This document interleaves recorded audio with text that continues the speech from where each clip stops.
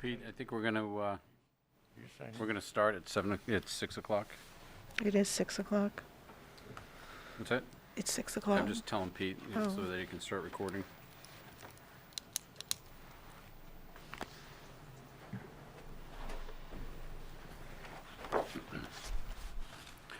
So we're at 6 o'clock, and it's November 16th. This is the Select Board's Monday night meeting. And please join me for Pledge of Allegiance.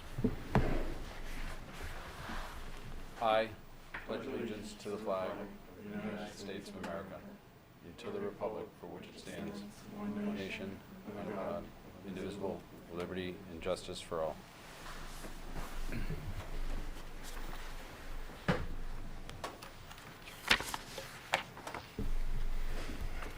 Just have a couple quick notes to read here. Pursuant to Governor Baker's March 12, 2020 order suspending certain provisions of the open meeting law, general law, Chapter 30A, Section 18, and the Governor's March 15, 2020 order imposing strict limitation on the number of people that may gather in one place, this meeting will be conducted via remote participation to the greatest extent possible. Specific information and general guidelines for remote participation by members of the public and/or parties with their right and/or requirement to attend this meeting can be found on the town's website at www.chelmsfordma.gov. For this meeting, members of the public who wish to watch the meeting may do so by accessing Chelmsford's telemedia website at www.chelmsfordtv.org. No in-person attendance or members of the public will be permitted, but every effort will be made to ensure that the public can adequately access the proceedings in real time via technological means. In the event we are unable to do so, despite best efforts, we'll post on the town's website an audio or video recording, transcript, or other comprehensive record of proceedings as soon as possible after the meeting. For anybody who's joining us for first time or new to Zoom, just a note to keep in mind that the chat box, whether it's a private message or as a public message, is part of the public record. So any chats that anybody types is part of the public record and will remain that way. So just keep that in mind as you're chatting.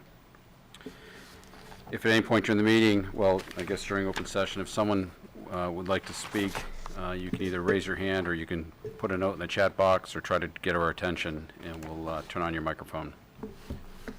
All right, with that, we'll start with committee vacancies.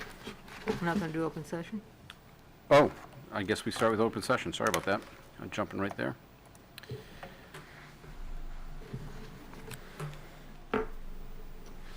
Anybody like to speak in open session?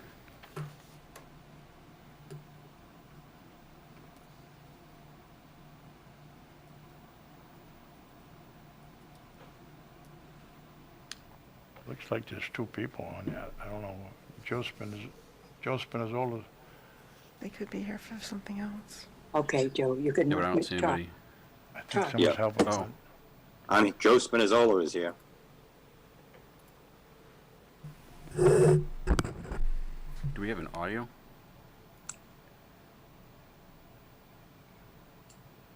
Will we be able to hear him? We should Can be you able hear to me? hear him through the speakers. I thought you meant about that. Yeah, go to the wall. Go ahead, Joe. Wait a minute. Help. Starting now. Yeah. You all set? Am I all set? All right, Pete, we don't have any audio in the room. Okay, hang on. Faintly. We can hear him faintly. That's coming Is through that your your phone, phone? George. Sorry. Yeah, hang on. George, you'll need to mute your audio on your phone, and can you adjust then the audio on the wall? That's what held us up last time, was you guys' audio. So now it's his audio that's doing it. Is it? It has nothing to do with the problem Pete's having. Yeah, it does. No, because I could turn my audio up right now, too, if I wanted. Yeah, but Pete just asked. Isn't that muted? You should be. You have the sound for the meeting up on your phone. I have s- it down all the way. Your phone speaker is on still. Can you guys hear me in the room? This is Pete from CTM. So what do I have to go to? I can hear you. I don't know how to use an Hey, iPhone. Joe. Is that you, Joe? The volume is, it's on the side, right? Yeah. That is it. Is it up? All right, we'll push it down a couple more times. Yeah, there you go. There, that should do it.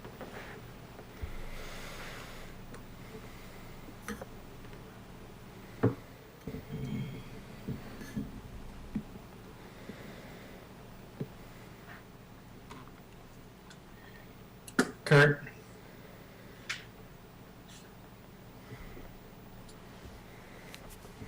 I'm gonna shut it off. Joe, go ahead and speak and see if we can get you to get heard in the room. Okay, can you hear me now? Can you hear me all right? Evidently you can't. You cannot hear me?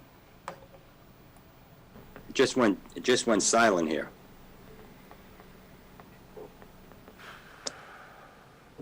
Can't hear anything, Pete. Can you hear me now?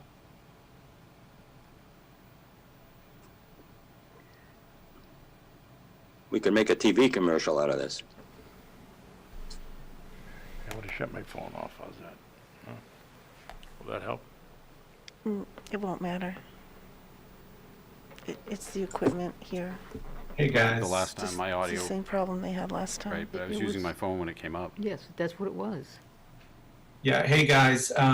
No, it has nothing to do with This the is problem Pete he's having here, here with the and I speakers. am talking just to make sure that you guys can hear. That should be coming up on the wall. I don't know if you can hear me.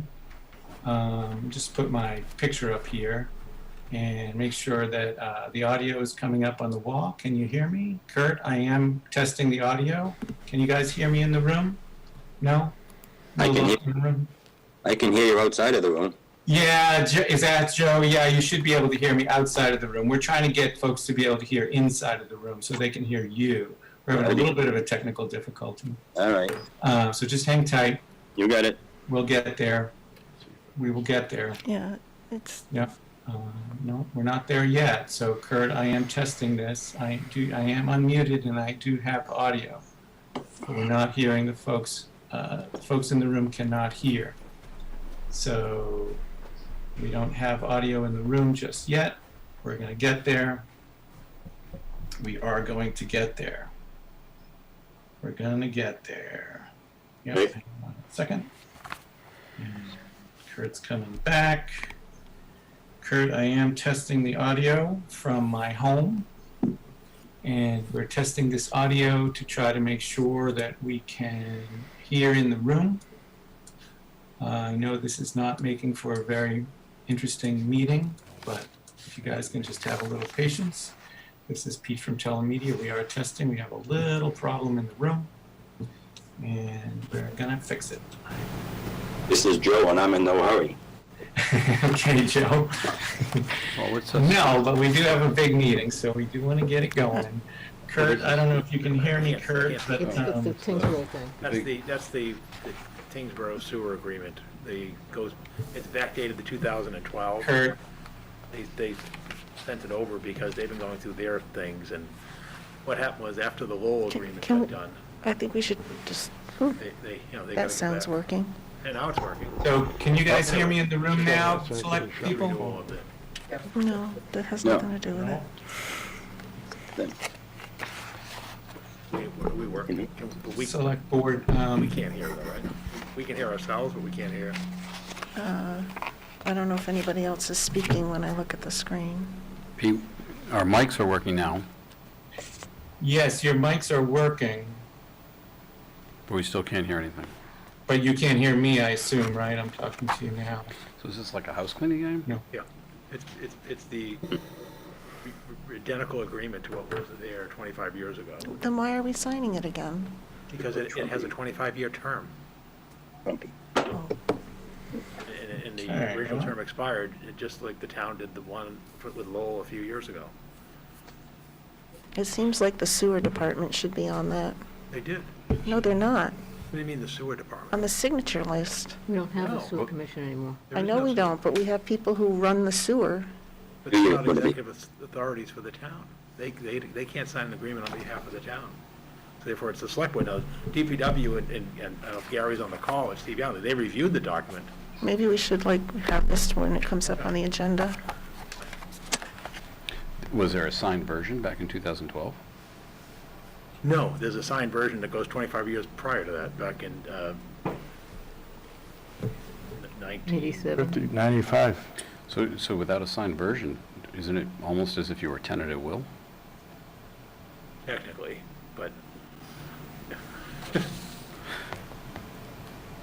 Yeah, exactly. So if we decide we don't want to renew, they have no sewer flow. You know, as if Lowell didn't want us to renew, we'd have no sewer flow. I mean, that's not how it practically works.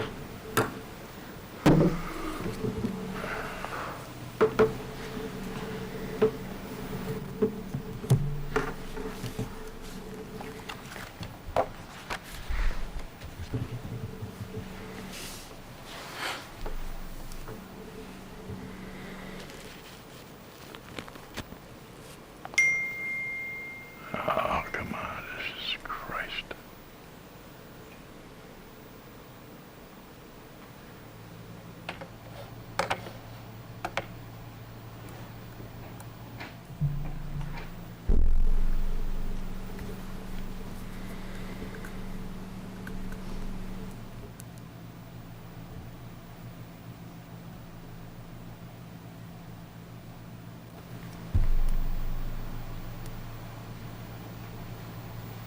How long do we go before we call it? Give him a half hour? You want to come back another night? Not really, but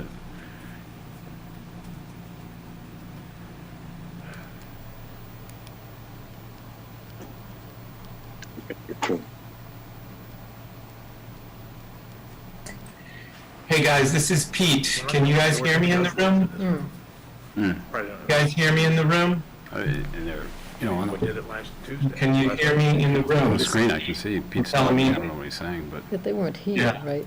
Yeah. Yeah. Members of the plan, do exactly what we do. So- Planning board members come into the room. But did they last Wednesday? No, they Yeah, that was did the whole issue fully with remote That was Wednesday. the whole issue of the Veterans Day issue. They met on Veterans Day. Right. So that was But last did they Wednesday. come here? No, No, they didn't come here. That was they not- have come here for their other meetings, Yeah, but they didn't not come last last one. Wednesday, oh, because of the holiday, right. But they have, their general, like Yes, this I know. Wednesday, they're coming back. Yep. 2 nights from now and doing the same thing. And the school committee's here tomorrow night doing the same thing.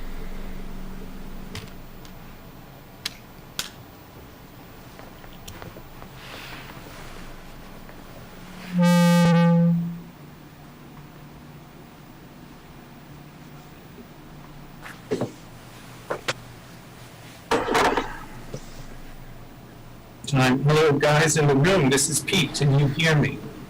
I am speaking and you guys can't hear me in the room, right? No luck in the room.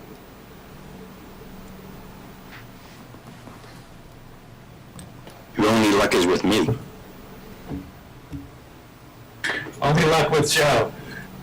That's not lucky.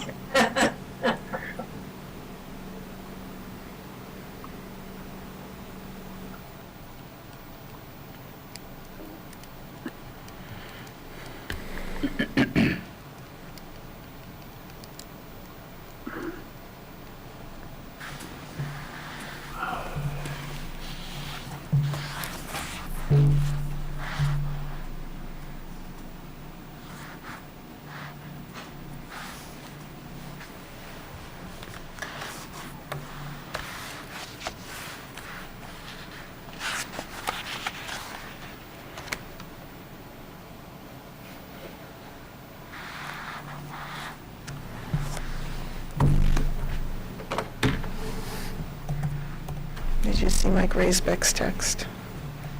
Ken? Mike Raisbeck just sent you a chat asking what's up. I can't even see the people, the grid anymore.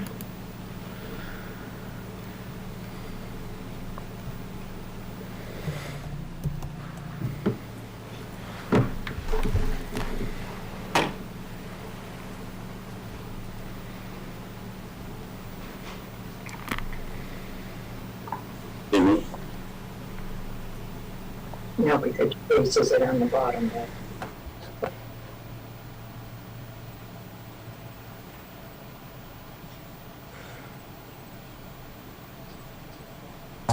Okay, this is Pete, guys. Can you hear me in the room? Can you hear me in the room? Can you hear me in the room? No. Okay, so that didn't work.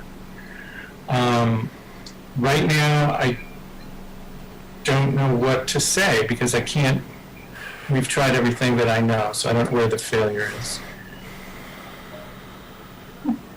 She might, so I can try her again.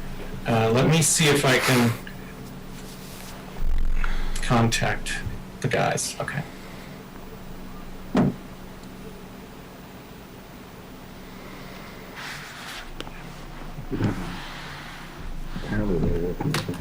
Yeah.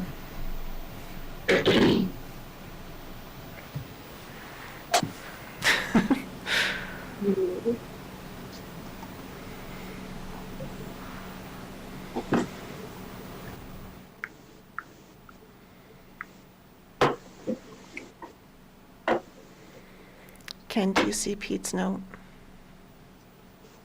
It just popped up.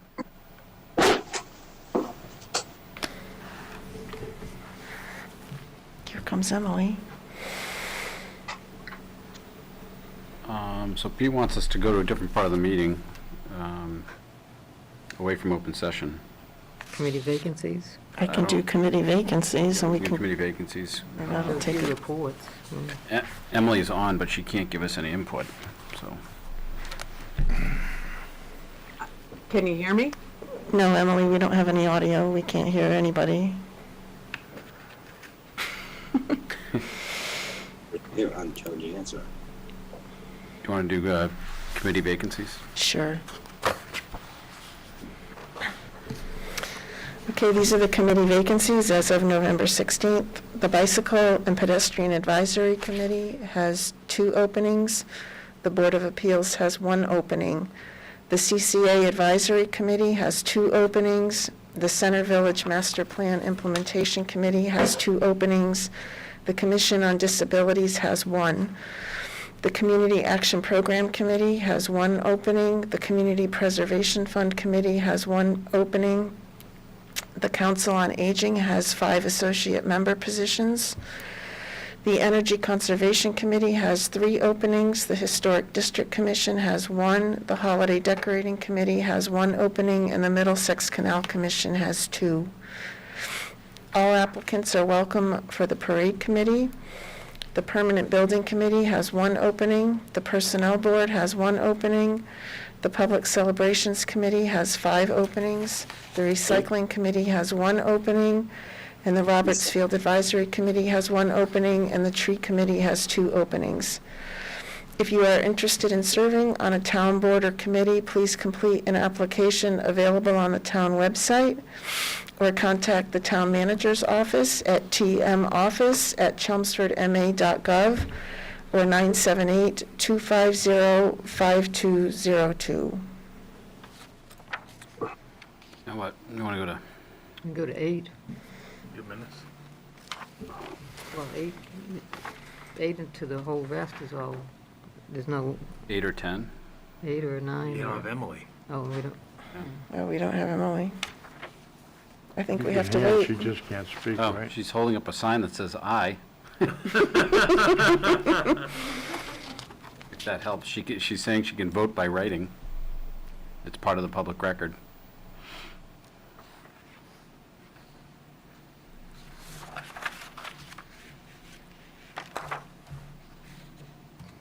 I can ask any questions for her. Well, and I think on 9, we have Nancy Arroway and Mike Raisbeck are here, so we shouldn't do that one yet. And which Oh, one? can we not do 8? I mean, what? We could probably do, can we do, I don't know. 8 is only a report, right? Well, that's what I'm How do you saying. not have Emily in the discussion? Yeah, I think we should just wait.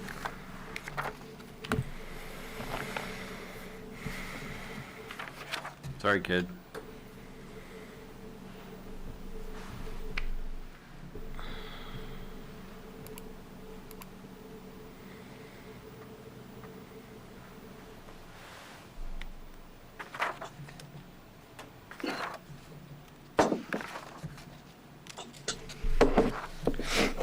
Well, we're 0 for 2 this month. Why is it only us? Emily's willing to call in.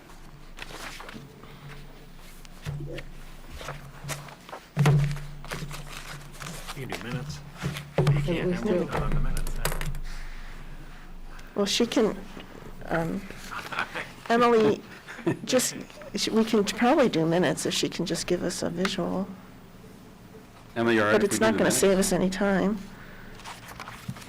She's got an aye and a nay sign, and she's willing to do charades.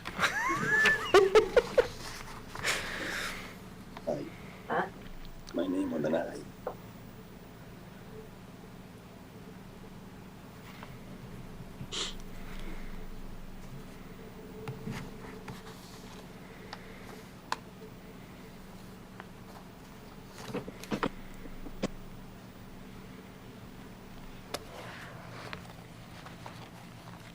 Do referrals.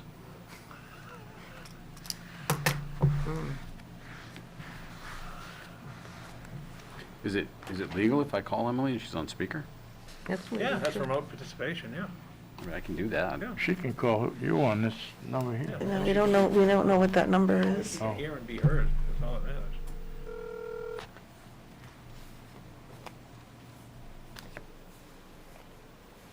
I can. I think we can hear it. Can you, I don't know, you're probably going to echo back in your own speaker, but Testing, testing. can you hear us?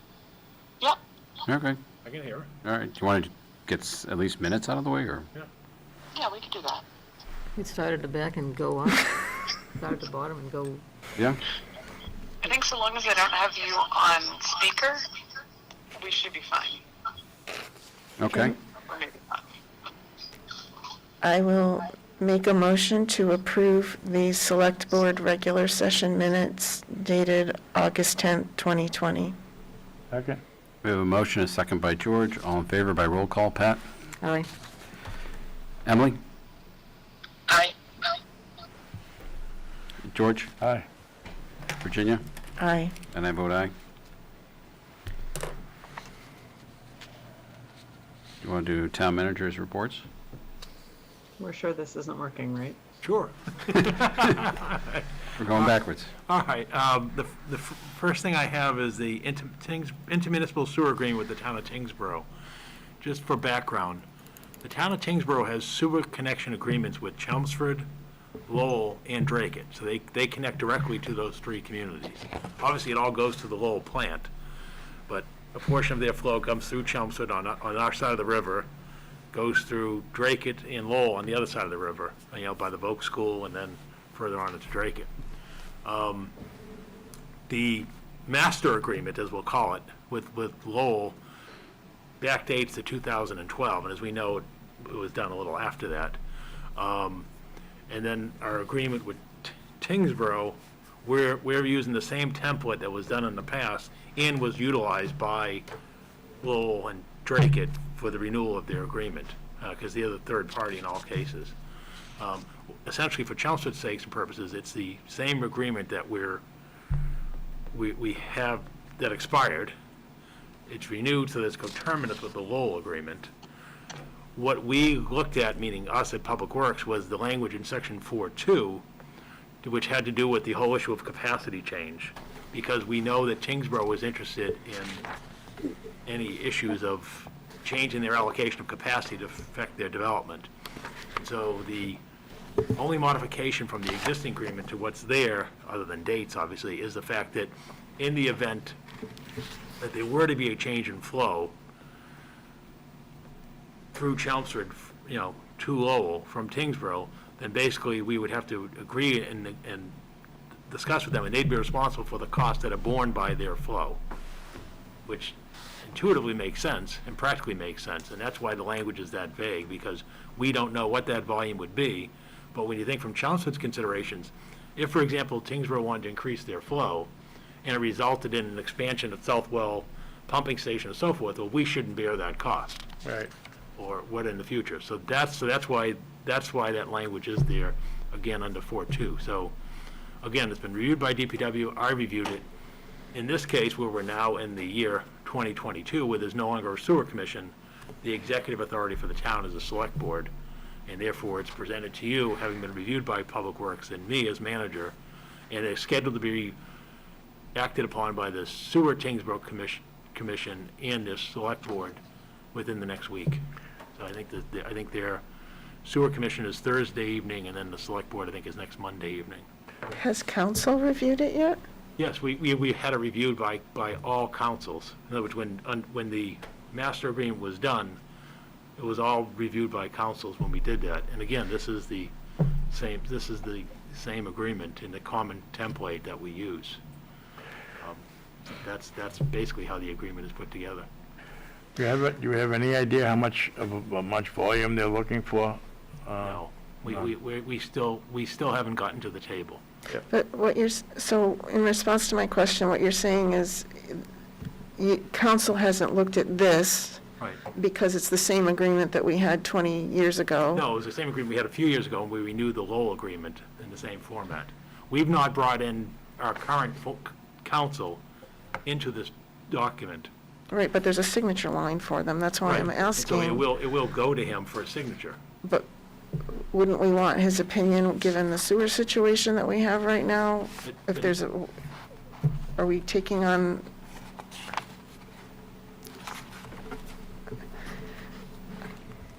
Is there a risk factor that we're taking on here?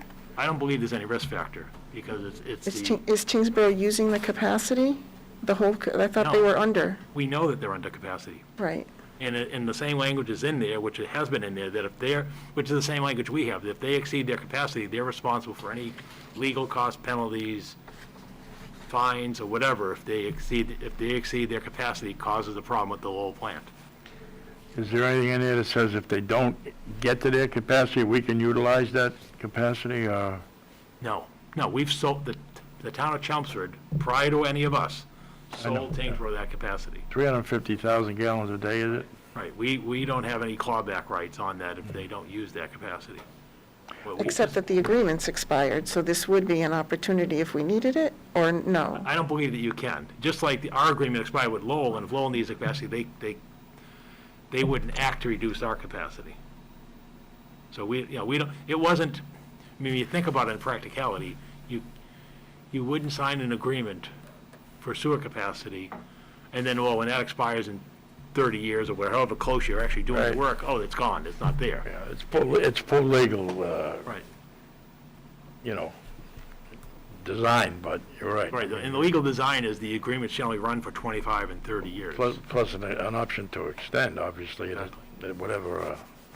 And so, for the last year or so, Tingsboro's been moving on this to try to get everything in order, just for housekeeping. They said, at this point, they've completed similar documents with Lowell and with Drake, and this is the mirror agreement for Chelmsford.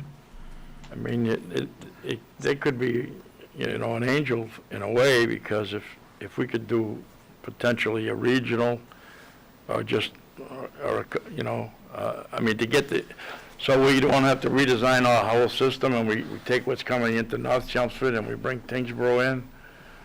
That would obviously have to be some modification of an agreement that probably wouldn't affect the Lowell plant, because if it's weren't going to the Lowell plant, then it wouldn't be enveloped into the Lowell agreement. No, we don't, obviously we need an increase in capacity to all of them, I mean, for something like that, whatever the additional thing is, because right now, because if they're at capacity and we're at capacity, Right. there's nowhere to go. And that's what I've been pushing, that even while we wait for Lowell to get an indication from DEP and EPA as to whether and how far they can expand that plant, Right. we don't have at this point any indication that an expanded Lowell plant can handle the capacity requests from Chelmsford, Tingsboro, Drake, and Tewksbury. Right. And therefore, I've encouraged the group to get started on this. Yep. Thus far, I haven't gotten any traction on that Right. request. So Emily, But this is aside from it. This is an agreement that basically we're filling in an agreement that is expired, so that basically all the house is in order as we go forward. How long does it take approximately to get a discharge permit, Paul? If everything being close to normal? I don't know. I don't have that expertise. No, I get it. I just didn't know if you know off the top of your. I mean, you go through the EPA or the Army Corps of Engineers or Right. I mean, Department of the Environmental. Corps of Engineers, you're going to a federal jurisdiction Yeah. waterway because the river goes into the Right. ocean. But who gives you the limit of, your capacity? That's DEP and EPA. Okay. Both federal and state. Again, this has not been a top priority for Chelmsford, Right. but we've been encouraged to be polite by Tingsboro to get this, to just I hear you. done. But I don't think it's a bad idea to if we're gonna build something big enough and we can utilize them to pay for a part of it and use it. And that way there we can continue to stay with Lowell from the other side, because what does Southwell pump into? About 50% of, it's not quite 50%, I don't think, is it? Yeah, it's roughly about half. So if we. Trina Road being the balance of most of the other. If we built something for 50% of our capacity and we included Tingsboro, it may not be such a bad idea, and we wouldn't have, infrastructure-wise for us, because we got it all there anyway, if in fact we locate a site down in the Southwell area, right? Right. And if we get a discharge permit. I do have a couple questions from Emily. Sure. She's asking, why can't we negotiate? It's an option to extend, doesn't mean an option not to renegotiate. I don't understand the Is it- question. It's the So same I- question I asked, I think. Yeah, is there a chance to, I mean, I read through this, and I was trying to figure out, so Tingsboro has to pay Chelmsford for capital costs, Right. and that includes upgrades, replacements, maintenance of it. Emily's on her phone, she's going to ask directly. Well, she's on speaker, I don't, Can you hear me? yeah? Okay, so I muted my computer speaker to avoid the reverberation effect. But what I was wondering if I don't see. I guess what I'm confused about is why These are written in such a way that we're assuming that we're just going to re-up everything and extend everything. I'm wondering if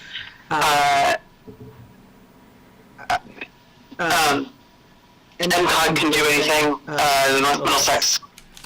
I'm having trouble with the acronym right now. So the middle. I'll figure something out. And then If we already have the EPA involved, we've already got federal departments involved. The Army Corps of Engineers does all sorts of projects, and some of them are pretty ridiculous. I feel like a sewer project for a denser area is probably a decent use, or at least worth asking about. And we already have federal EPA involved. I mean, how much more? I don't know, I just don't have a problem here. I think this is what federal government supports. We're setting up infrastructure, and we should be looking at figuring out ways to do that. Okay. Right, but again, with the matter at hand is the status quo position, meaning we have an agreement, longstanding agreement for the current capacity allocation amongst the communities. That's all this does. This doesn't address the issues of capacity in the future, of expanded capacity. Yeah. Other than the fact that Section 4.2 provides that in the event, and this is what we spent time back and forth with Tingsboro on, that if they wish to increase their capacity, then they would have to reach an agreement with the two towns on the amount and origination of the original flow, the apportionment of the capital costs as a result of the flow increase, and the calculations of Lowell's IMA permit as a result of this. So basically what we're saying is, in the event something happens in the future, this agreement can be modified by consent of the two parties to address that issue. So when we had It doesn't the, speculate what that would be or how it would be. when we had the break at Southwell, Yes. was Tingsboro participating in any of that cost? No. Why? Rich, I that's mean, it coming does through say, mics. things shall be responsible for. Repairs, the- replacements, Yeah. upgrades, additions, or 6.1. modifications? And their flow is coming through there Do that before. at 1.2.4. Well, I think it's at 6.11B. I'm under the, what the definition is, but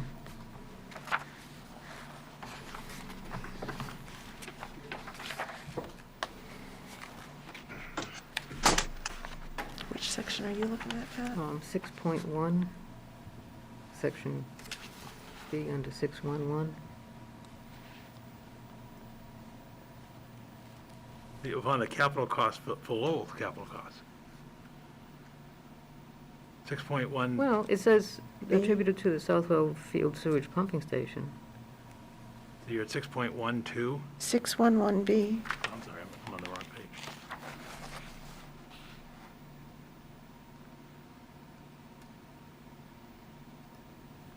Okay, but it's not attributed to the It pumping wasn't station. the pumping station. Oh, hmm? The cost wasn't the pumping station, the cost was the main, not the pumping station itself. So you're right, if Okay. we had to expand the pumping station, or had issues with the pumping station, we would have attributed back to Tingsboro. This was the break wasn't in the pumping station. The break was adjacent to the pumping station. It was, It's just in the main line going right, in. exactly. Okay.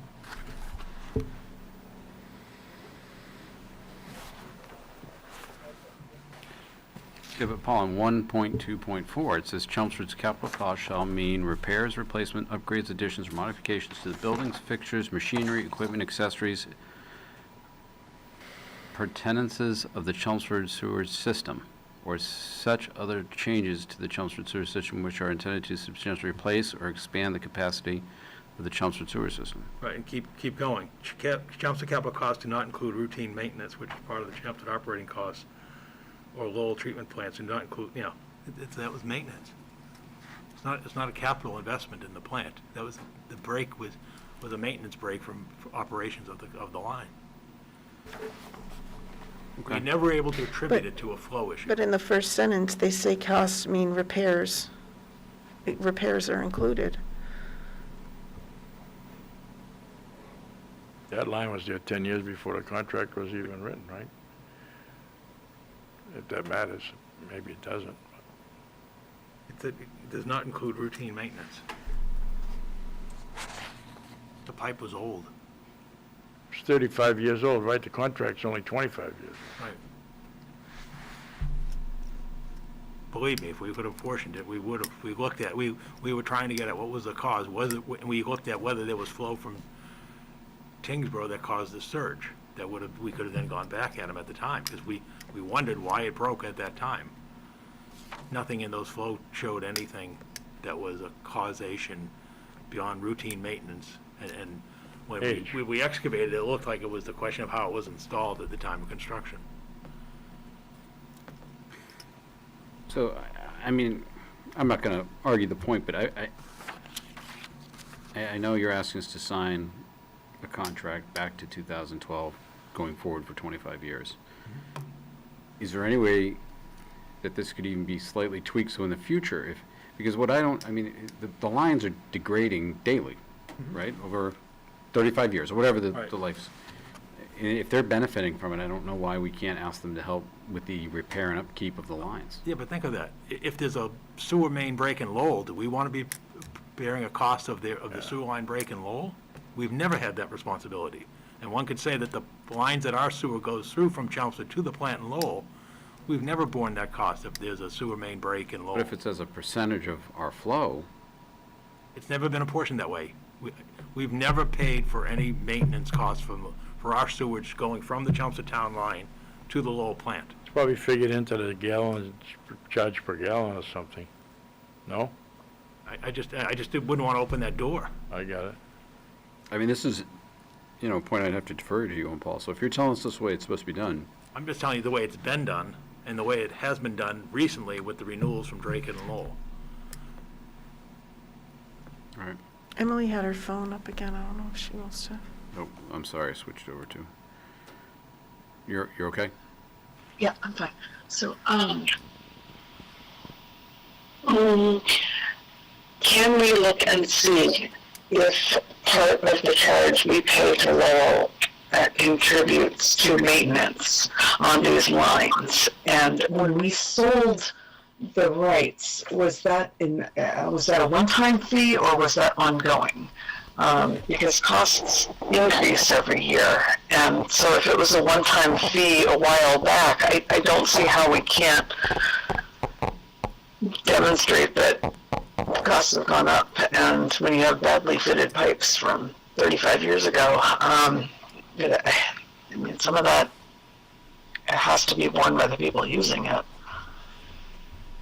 So how does that work, the fee? Are we collecting that every year? Is it based on their flow every year? Is it? It was paid off over a period of years it is now fully paid. So we're no longer getting a capacity fee from Tingsboro. So it was one time. That was done by the sewer commission back then. Now, I'm not aware of any ability by the town to. But we're paying for their flow. Their flow is going And through. are we our paying still. Lowell on a regular basis, or did we pay Lowell one time and then pay it off slowly? We don't pay Lowell other than the annual assessment from Lowell from the operations of the plant. Oh, okay. We don't, that's it. So we're not paying for our flow, we just are paying for the operation of the plant, our portion of the operation of the plant. Are we recouping any of that money that was paid for by Tingsboro when they signed on then? Yes. And going forward, we're just. Because Chelmsford originally purchased its capacity, and then they offered it first to Westford. And then when Westford said no, they then offered it to Tingsboro. And Tingsboro's not paying anything to Lowell. Yes, they are, because they're connected directly to Lowell. I mean, through this connection, Yeah, through this connection. Through they're our not paying- connection, no. We get billed, we then apportion their flow to Oh, I them. see, so when we pay Lowell, their portion, we send a bill out to Tingsboro and they pay us? That's my understanding. Okay. That's your understanding, but can you just verify that? I can get, if you want, we can table this for 2 weeks. I'm sorry, I didn't anticipate this being a major concern because I didn't think it was a radical change from anything. But given the sensitivity of the sewer thing, let's just table it for 2 weeks. We'll bring in Steve Yonley on the call, and we can answer all your questions. I'm sorry, I just saw this as a ministerial action. And, obviously there are more concerns than anything now with sewer seems to be sensitive. I don't think it's really, I think we're just trying to understand how it works, Paul, that's all. Well, then we can bring in, And I think we're also getting, I mean, I don't know about the rest of you, but I've gotten some questions about how this works. Emily, 1 second, we just went live, so we can hear It just came you. on. So I'm gonna disconnect. Room is live. Are you there, Emily? Yeah, I'm here. We can hear you.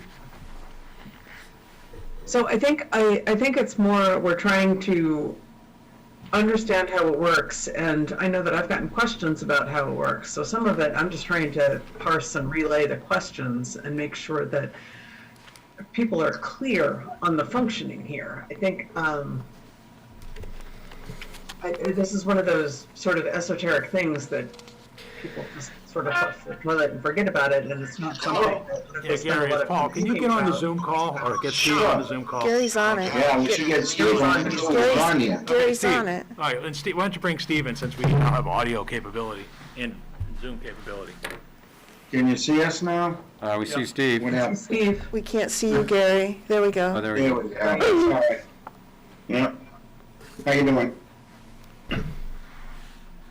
Good, how are you? We pay Lowell, and Tewksbury pays us. Tingsboro pay. Tingsboro. Tingsboro, excuse me. Tingsboro pays us Okay, simple answer. for the usage. And it's apportioned out as a percentage of flow. Tingsboro Yes. pays for their actual flow. There's two meter stations that their flow comes through, and they're billed monthly. Lowell bills us annually. Okay, that's a good answer, thank you.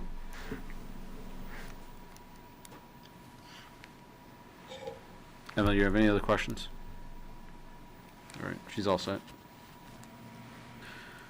Steve, is there anything that I didn't add or anything to clarify what the discussion, if you've been able to hear it? No, I think you hit on most of the stuff. Just to touch back, as you said, the capacity was originally offered to Westford when it was decided back in the mid-90s that they weren't going to do it. The 350,000 gallons a day was offered to Tingsboro. They took it, and I believe they paid that. I think it was a significant amount of money, and in addition to the user charge, and that was maybe 2017, I think. Right. Off the top of my head was the final payment that they made. Right. for that 350,000 gallons. It was a one-time payment, though. It was a one-time What was payment. It was a one-time payment, right, Steve? It was, but it was spread out over however many years. Right. But we don't have the ability to take back that capacity, do we? I wouldn't think so at this point, no. And the only other thing I can add is, I was there for the agreement with Paul, with Lowell, and the other communities, when we finalized that. And we all decided that the other contracts, Drake, Tewksbury, Tingsboro, they would all match that, except for the little intricacies between communities. Otherwise, the document was exactly the same. And Gary and Steve, can you assure the board that we were not able to recapture the cost for the Southwell break from Tingsboro, or portion the cost to Tingsboro from that break? Yes, basically, Paul, what you said is correct from what I understand from the contract as well. If the flow increased or anything increased to the point where the station needed to be rebuilt or reworked, then we would have to have them pay for part of that as well. When you have a functioning station and then you have what's considered a maintenance issue like a pipe, it is the responsibility of the town. As you said, we don't get charged by Lowell when they have breakages in pipes or issues like that for that. So the agreement we have, and everyone has, is we all would pay a portion, which is in a percentage based on the contracts, to the city of Lowell. If they did a major project, all of us would pay our portion towards that, which would be the same thing we would do at Tingsboro if they were looking for more capacity and pipes needed to be made bigger, or a station needed to be made bigger. And then just one final confirmation, the reason that this has been delayed from the drafts is because we were wrestling with Tingsboro on that section 4.2 about what would happen if new additional capacity were allowed in the future. Yes, as you know, they want to move stuff around, and as well as we couldn't accommodate that because, as Steve has said and showed in other meetings, you know, there's stuff expected around Route 40 and in the center of town that would eat up a little more of our capacity, so allowing them to bring stuff from one side of the river to the other.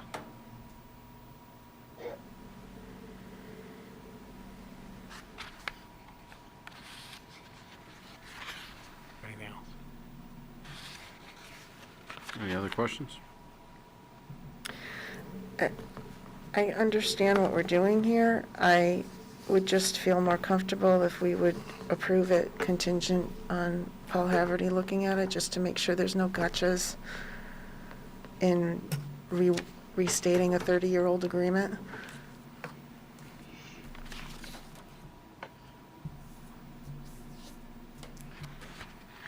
Are you okay with that? Does that slow anything down? if we No, what wait? I'll do is after you sign it tonight, I'll send it to Paul Haverty for his. Yeah, and if there's anything major he sees, then we come back and talk Yeah, we'll about bring it it. back, yeah. So you want us to sign it tonight, then send it to him? He's just looking, I think you're looking for the approval, the vote approval? Yeah, and then, So but can you we have vote- documents floating around, I'll send it to him, then if he approves it, then we can send it to Tingsboro, otherwise it's gonna be, it would It's gonna take be, 2 more weeks to bring it back around again. Right. Is there a rush on this? I think the only rush is coming from Tingsboro, they want to just get it done. I mean, I think they just want it done. I mean, I assume they've waited this long, can they wait 2 more weeks? But if Paul Haverty has no concerns, you want to then bring it back for your signature, even though there's. no, I'm just saying, can we Yeah, just do it contingent on his review in case there is a We- yeah, we concern won't- yeah, that we won't need to release come it. back? Yeah, we won't release it. It's all right with me, as long as that's the way we do it. That works for me. Okay, so I'll make a motion to approve the Chelmsford-Tingsboro amended and restated agreement as presented, contingent on town council's review. Second. We have a motion and a second. All in favor by roll call, Pat? Aye. Emily? Aye. George? Aye. Virginia? Aye. And I'll vote aye. Thanks, Paul. Thank you. Thank you, Paul. And the only other thing I have in my report is recycling grant award. We did receive a recycling grant award for $16,200 under the Sustainable Materials Recovery Program. So again, I just made the habit of just notifying the board whenever we get grant awards. Who applied for that? That's done through Melissa Joyce, that is our recycling and solid waste coordinator. Well, congratulations to her. But, yeah, that's great. That's great news. Thank you. All right, should we go back in order now? Yeah. Open session? All right, open session. If there's anybody who would like to address the board in open session. I think that's what Joe Spinazzola was on this one. Hi, Ben. Hi. Hi, Tom Boucher. Hi, Tom. How are you? Doing well. How you guys doing? This has been a little bit of a challenge tonight, as I can see. We're getting through it, though. Thanks for your patience. Hey, my pleasure. Thanks for having me. I just wanted to briefly talk about tax classification. Don't we have a public hearing? There's going to be a public hearing later in the agenda. Yeah, Tom, we're going to have you hold off, and when we get to the tax classification, we'll have you speak then. Okay, that's perfect. Okay. Thank you.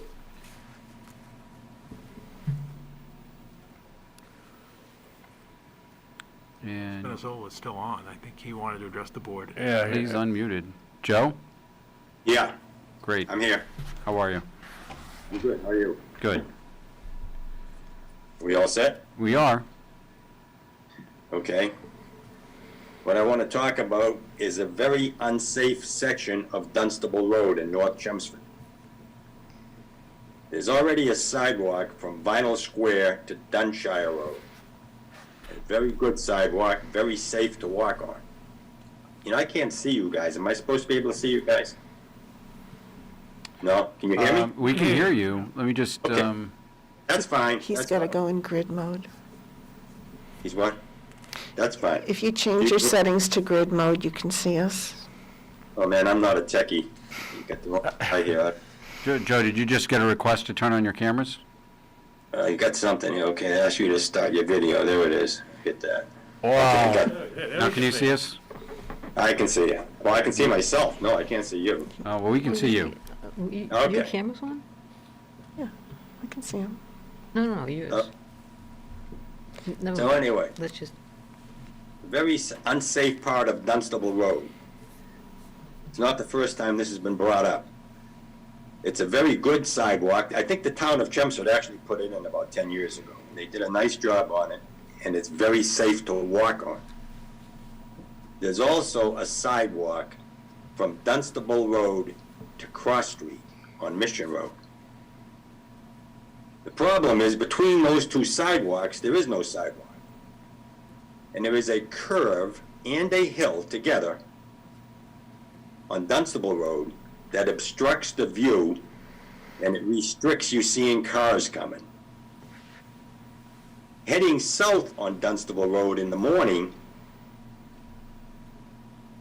you have the sun right in your eyes. And many drivers that you see go by you have their hand up to block the sun, which is, you know, it's not encouraging. There's a big sand and gravel trucks that come within 2 or 3 feet of us. Some of the drivers are good, some are reckless. There's also, when Innovation Academy is back, they're not back now, they're doing like you guys here on the, whatchamacallit. When they're back, we have parents coming from everywhere that come down Swain Road, turn left on Dunstable Road, and go up to Mission Road to get to school at the Innovation Academy.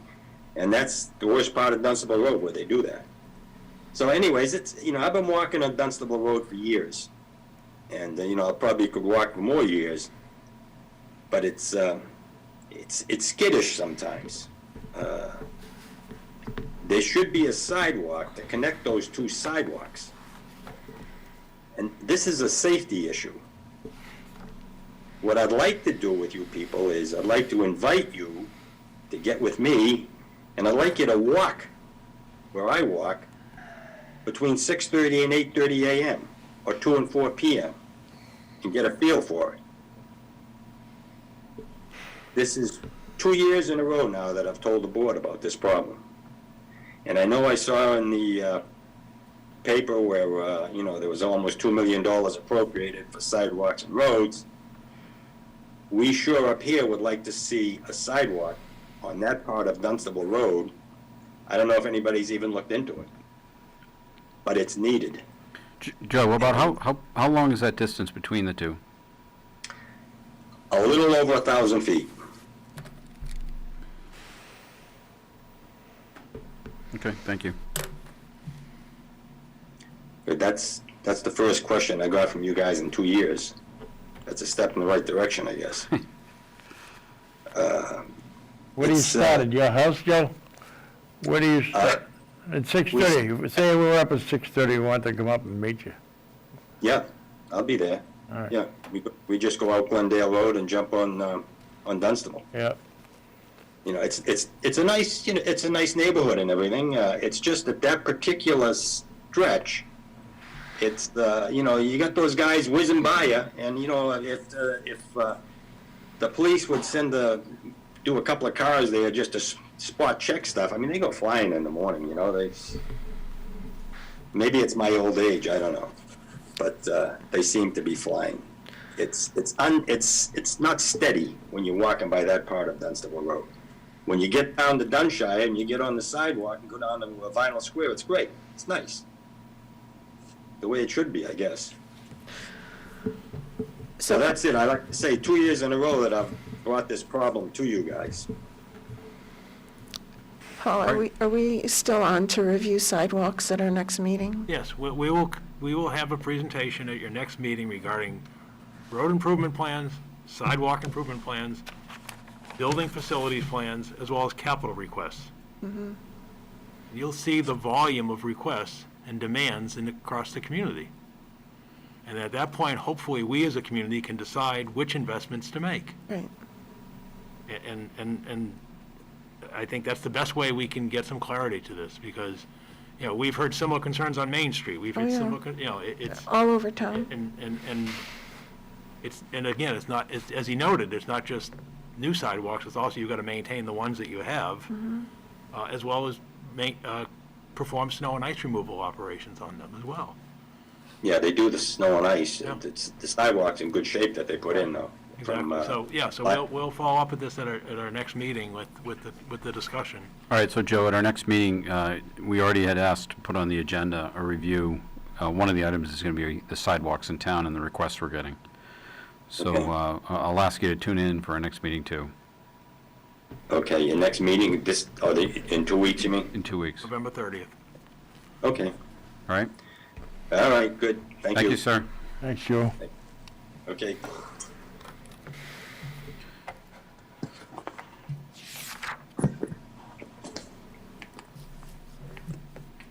Okay.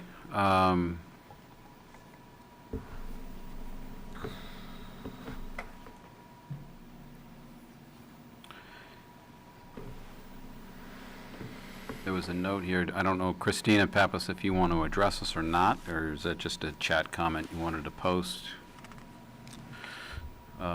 She just made a comment about the sidewalks too, so I'm not sure if that's why she's on the meeting or not.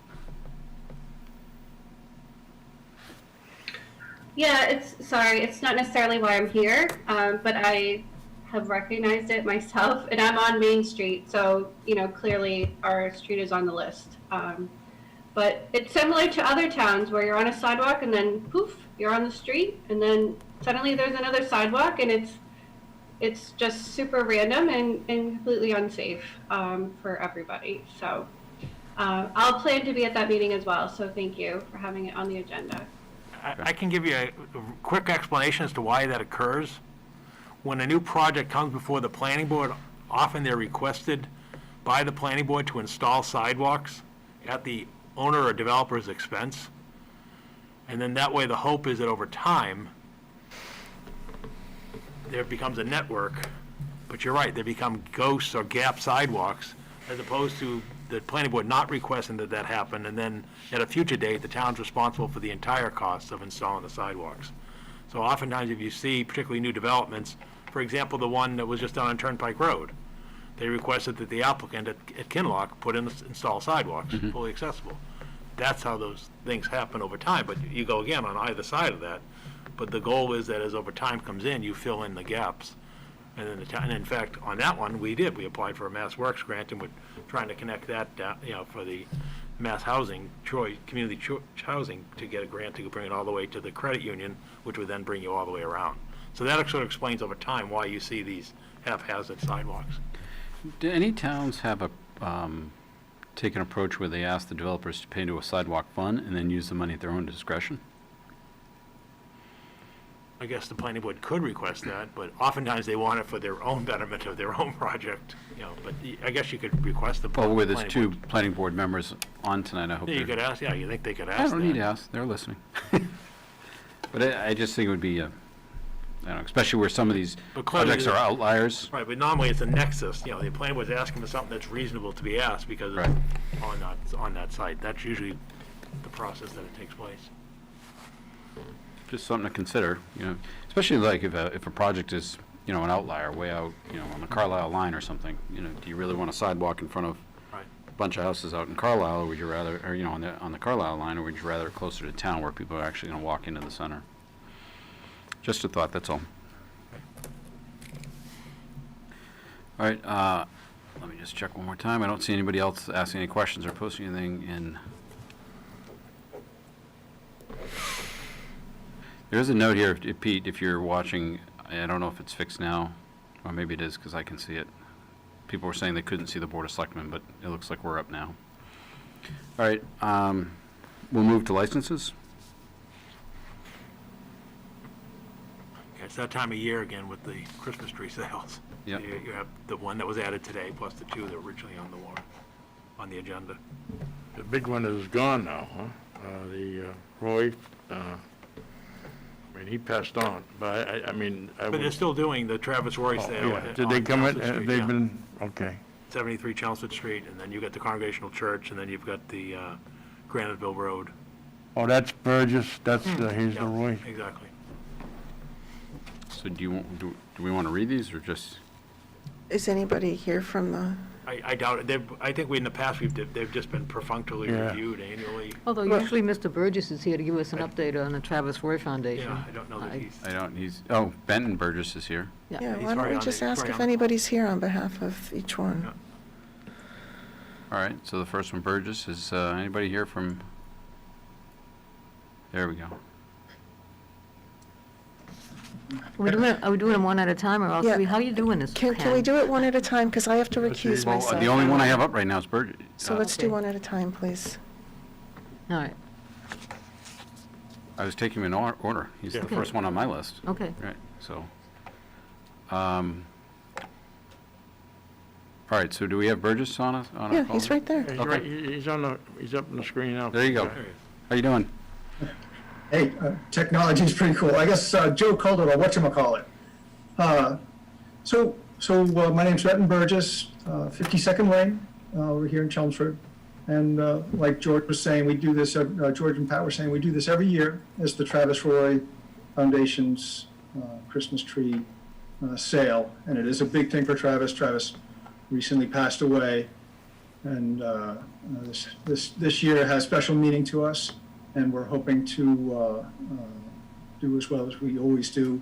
A lot of folks from Chelmsford come in. It's very heartwarming to see the response we get from the townsfolk. We'll get hundreds of families to come in who, year after year, want to buy a tree and help the cause.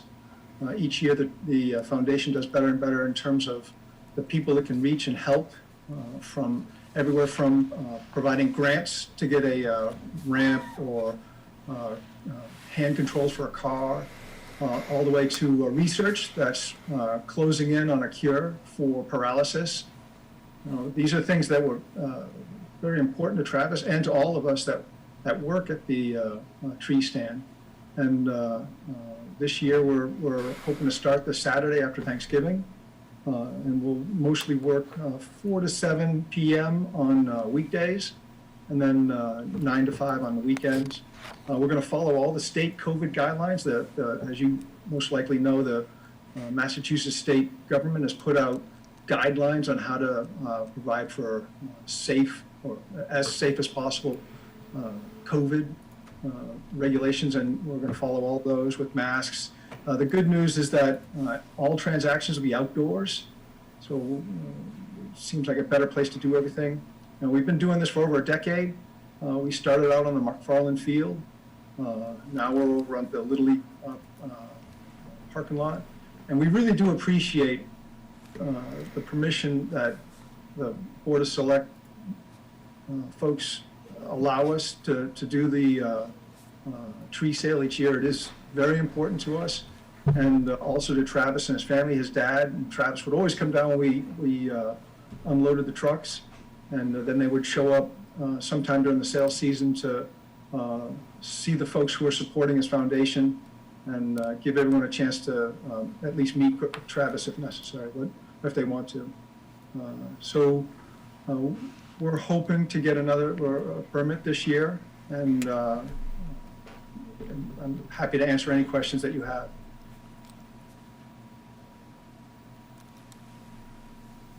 Does anybody have any questions? If there's no questions, I'll make a motion to approve the roadside vendor license for Benton Burgess as presented.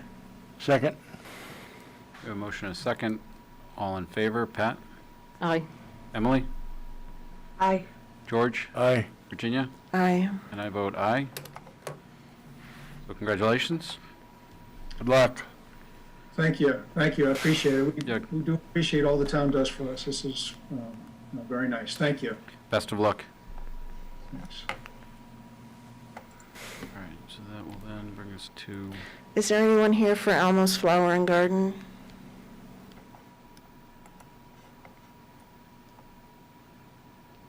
Okay. I don't see any, I'm trying to match up the names. I'll make a motion to approve the roadside vendor license for Almost Flower and Garden as presented. Second? We have a motion and a second. All in favor by roll call. Pat? Aye. Emily? Aye. George? Aye. Aye. Virginia? Sorry. And I vote aye. And I'm recusing myself on this one. Okay. We have an application for, make a motion to approve roadside vendors license for the Central Congregational Church at 1 Worthing Street from November 26th to December 23rd. Second? We have a motion and a second. All in favor by roll call. Pat? Aye. Emily? Aye. George? Aye.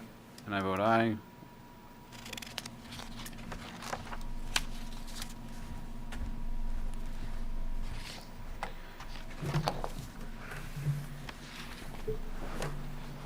All right, and that brings us to item 5. Reports and presentations, Paul? Yeah, the first item is the financial audit for fiscal year 2020.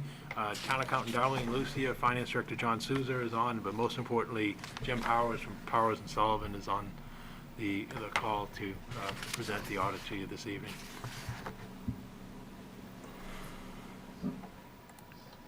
Good evening. Good evening. How would you like me to proceed? They have a copy of the audit report, management letter, and financials, and generally, I know this is your first year doing this with this board, but obviously the firm's been with the town for years, but if you could just sort of give an overview of your experience with Chelmsford and any concerns that you may have, and then take any questions that the board may have. Okay, will do. All right, thanks for having us on tonight. Again, I'm Jim Powers from Powers and Sullivan. With me is Laura Stone, who's the manager, supervisor on the engagement. This has been an unusual year because of COVID, getting the audit done. Some at Insight, a lot of work back at the office, respecting all the COVID protocols that the town had and gone through. I would like to extend thanks to Paul, the manager, the treasurer, the accountant, and all the schools and everybody else associated with that for kind of going overboard a little bit in this unusual situation to make sure that we received all the information we needed to complete the audit and doing so on a timely basis. And I really do thank the effort by everybody at the town for doing that. A couple of reports that we go through. One is the management letter.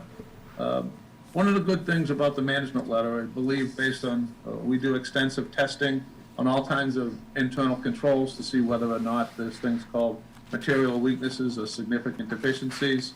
We do, I don't know, about 80 different communities in the Commonwealth, and Chelmsford is extremely well managed from a financial standpoint with policies, procedures, everything that we tested.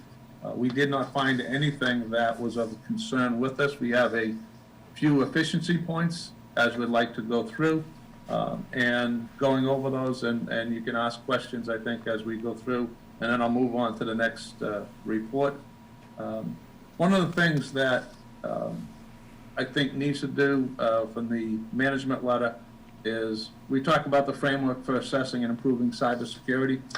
Cybersecurity is becoming a huge risk for everybody out there, commercials, and there's been a lot of recent hacks, and John and Darlene can probably tell you about hacks on local communities trying to steal payrolls, or think about not necessarily cybersecurity as much, but a lot of unemployment fraud that's going on, that during this COVID time, a lot of things have to be done to make sure that's there.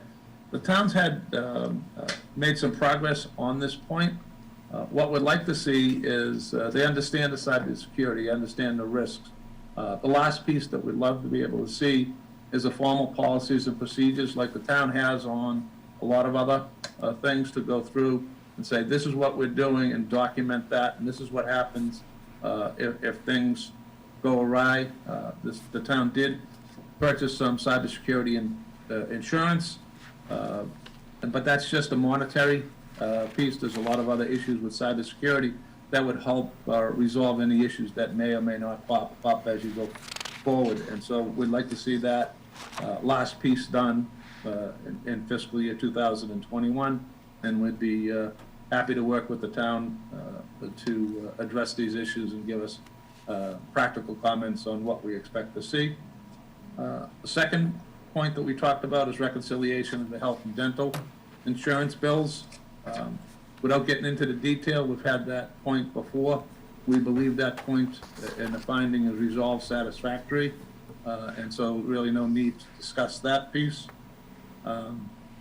Also, we test as part of our internal control testing personnel files, and as we've gone through that, we've found an inconsistent documentation within the personnel files to make sure that all the required information that's needed is in there.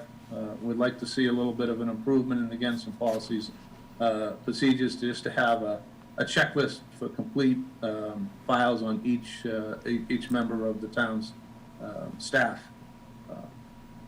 The final one is maintaining and updating health insurance database. This is important for several different reasons. One, obviously, you're going to be talking to Parker Elmore from Odyssey Advisors about the OPEB liability and the reports that he does. Parker does an excellent job. We work with him a lot. But a lot of what he does is reliant on the information that the town provides. And the better that is, and the more organized that is, the better product that you do have on that, because that is a significant liability that ends up on your financial statements. And the town is actively one of the better ones out there that's funding the OPEB liability. You have a significant OPEB trust, unlike a lot of other communities. So we'd just like to see that tightened up and go through that process. That's kind of an overview of the management letter. Again, nothing significant, but some efficiency points and things we'd like to see done a little bit different. So- Any questions on the management letter? I have a couple questions. So on the personnel files, there was a prior year comment, and what you're saying is we still have more to do? We found, yes, so you still have some more to do. We selected testing, et cetera, and when you take a look at the current status, out of the 15 non-school employees tested for 2 members were not provided with health insurance enrollment or waiver form, and 2 members were missing a birth certificate. And then out of the school department, 1 enrollment waiver form and and we're providing the 3 of the members birth certificates. So not bad, but we'd just like to see a full and complete file as part of our testing. So how many files did you check? We checked approximately 32. And how We many? just took a random sample of all the employees that, obviously, that doesn't represent all the employees of the town and the school. But we just wanted to get a sense of where you were. And usually that's indicative of what you'd find in, additional testing as we went through. So you tested 32 and 15? Is that what you Yeah. said? Well, yes, 15 and 17, 15 for the town and 17 for the school. But how many had an issue?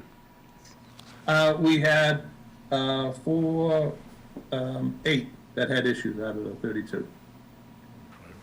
So I have a question on that. It indicates that you need a birth certificate. I mean, whenever I've gotten a job, I've never had to provide a birth certificate for a date Well, of birth.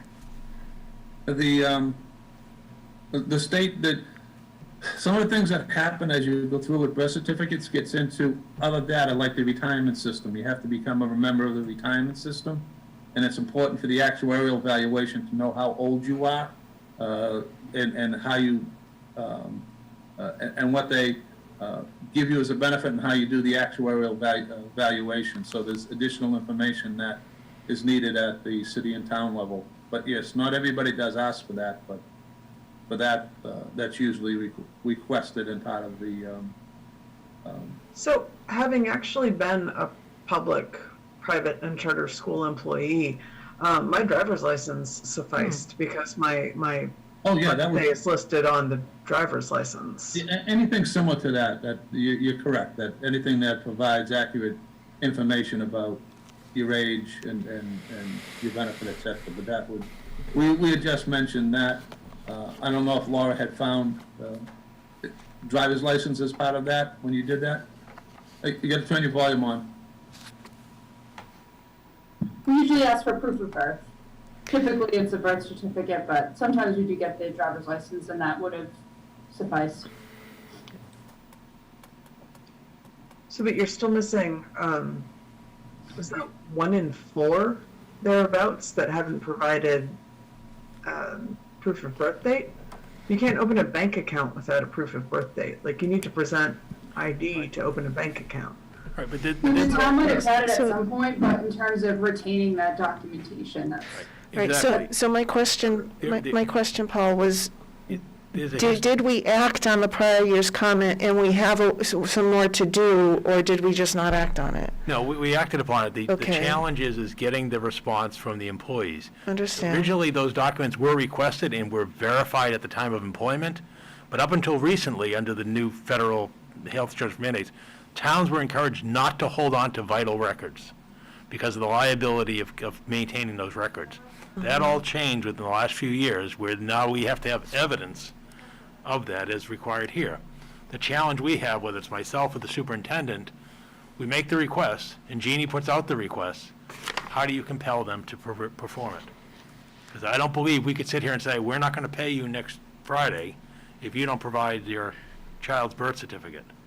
So what we'll do is we'll continue our efforts and reemphasize the request over the year ahead to get these documents, but it's not because Jeannie didn't request the documents. And in fact, we did an audit on health insurance about 3 so years ago, and at that time, we were told not to hang on to those documents. So now, when we came back and asked for it again, people were frustrated, saying, why are you bothering me again for these documents? And we've explained to them, we are now required to possess these documents. So we'll continue our efforts, and I'll catch up with Dr. Lang and work with Jeannie to remove this from the audit report this year, but it's not for it being ignored, it's for the lack of total compliance by the employees for these documents. Because in some cases, it's easy. I mean, if you were born in Chelmsford, you just get it at the clerk's office. But oftentimes, nowadays, people aren't close to a facility where they can easily obtain a. But a driver's license is easy. I mean, this copier is probably in every building. Right, but my understanding is, I didn't realize that they would accept the driver's license. That's new information to me tonight. My understanding is they wanted marriage certificates, birth certificates, to provide evidence of concrete evidence that these people are still valid on your policies. And not only for the person, but for all the people on the health insurance plan. Yeah, we've had to do that. What's that? My family's had to do that. Right. It's not uncommon. I know in the private sector, they just need to give a valid social. Oh, we have everybody's social, because they're Yeah. all enrolled in the retirement system. We have that, and we And have they the get right certificate. W-2s and. And W-2s, everything. all that, we have all that information. The problem is we have to have the actual document now, and that's where we've not had a Pension full response. purposes though, right? Jim, can you confirm that? And benefits. No, it's benefits, it's Are you health looking for that? insurance, Well, you said actuary value of pensions. but it's also for your health insurance benefits. It says right here, for health insurance. Okay. I'm sorry, Jim, I didn't mean to interrupt you. Oh, no, I just said there's the dual purpose for that, for pension and for health insurance. That information's required. I mean, I can understand for health insurance, you want to confirm that you want to make sure that the people that are on the plan are dependents and spouses of the person. So you want a marriage certificate, you want valid socials, Exactly. things like that. For the pension, I can understand wanting proof of birth. Right. I'm not a, I Well, don't, the other piece. Go I'm ahead. sorry. On the pension piece, it's the marriage side of that, because there's additional benefits if you pass away, and whether or not you're married or not, because your pension can continue even after you pass away, depending on how you select your pension allowance when you do retire. So I'm gonna add these to the goals that the board has. The goal would be to get these items addressed in this fiscal year. Is the last one the health insurance database? It just says comment. Is that a new comment this year, or is that also a prior year? That's also a prior year. Yeah.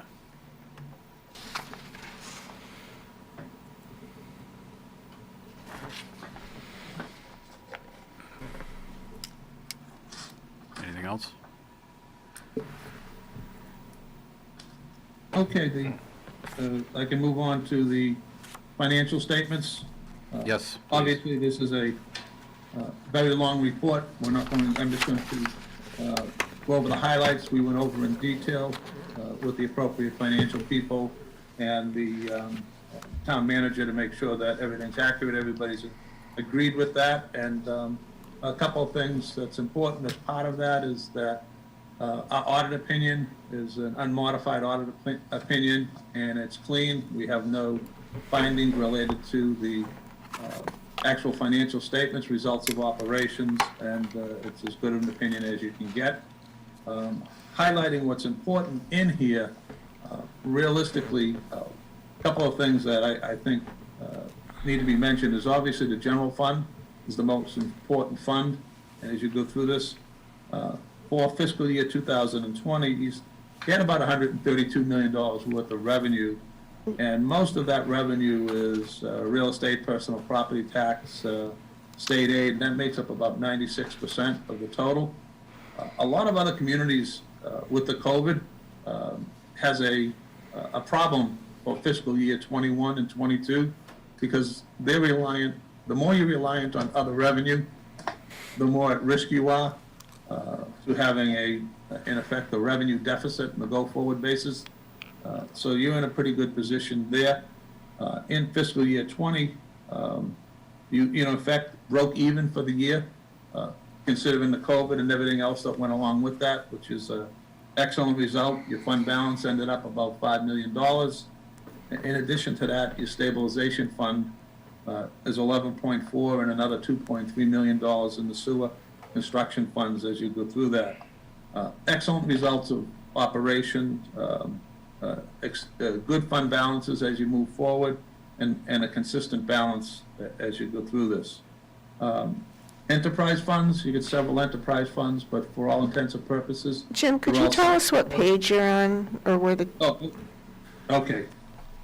Sometimes it's kind of hard, especially on Zoom, flipping pages. But, so the first one we talked about, the budget to actual, yeah, is on page 61.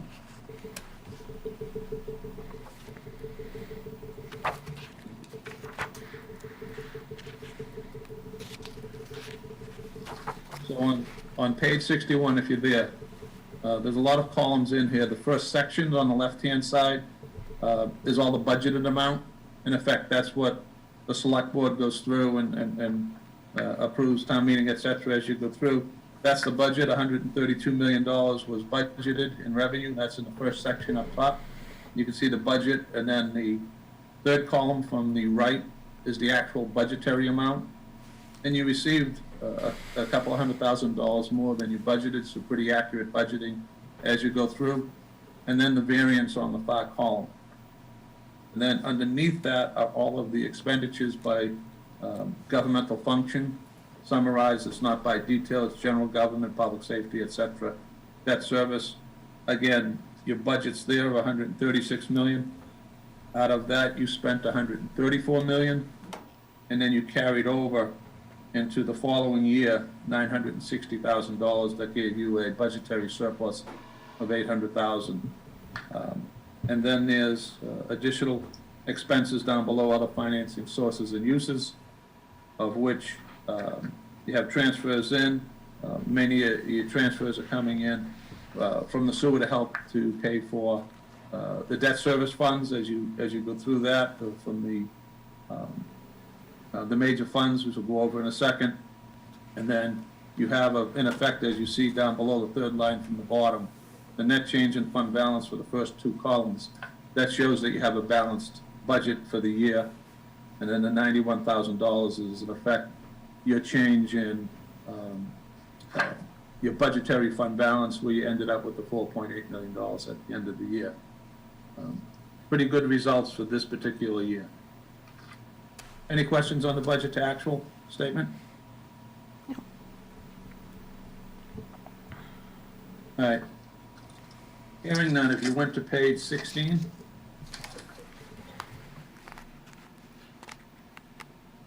On page 16,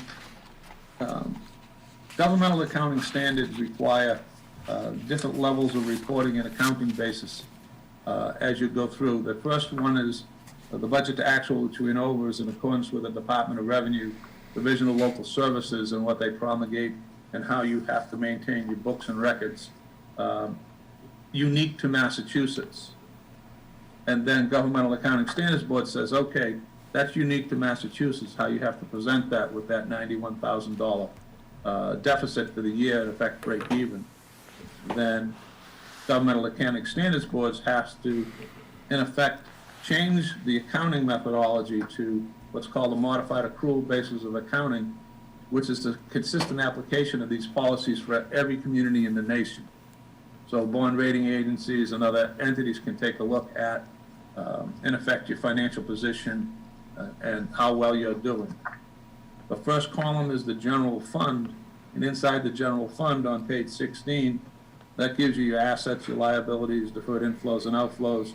And the second to the second number from the bottom, the 19,247, is your fund balance ending of the year under the GAAP basis of accounting, generally accepted accounting principles.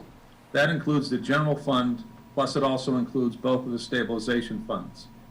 It's a little bit different than budgetary accounting in Massachusetts, but that's a consistent application. So in effect, you have $19 million worth of fund balance in the general fund. And then what they require you to do is put in what's called major funds, funds that are specific interest to the community or meet a certain level of expenditures. So all your special revenues, capital project funds, permanent funds, et cetera, are shown in here. The community maintains a lot of funds. One, obviously, is the Community Preservation Fund. And if you take a look at the second column, you ended up the year with a surplus of $3.6 million to be spent in the future. Sewer betterment funds have a fund balance at the end of the year, $11.7 million, of which usually you transfer money into the general fund to help pay for debt service.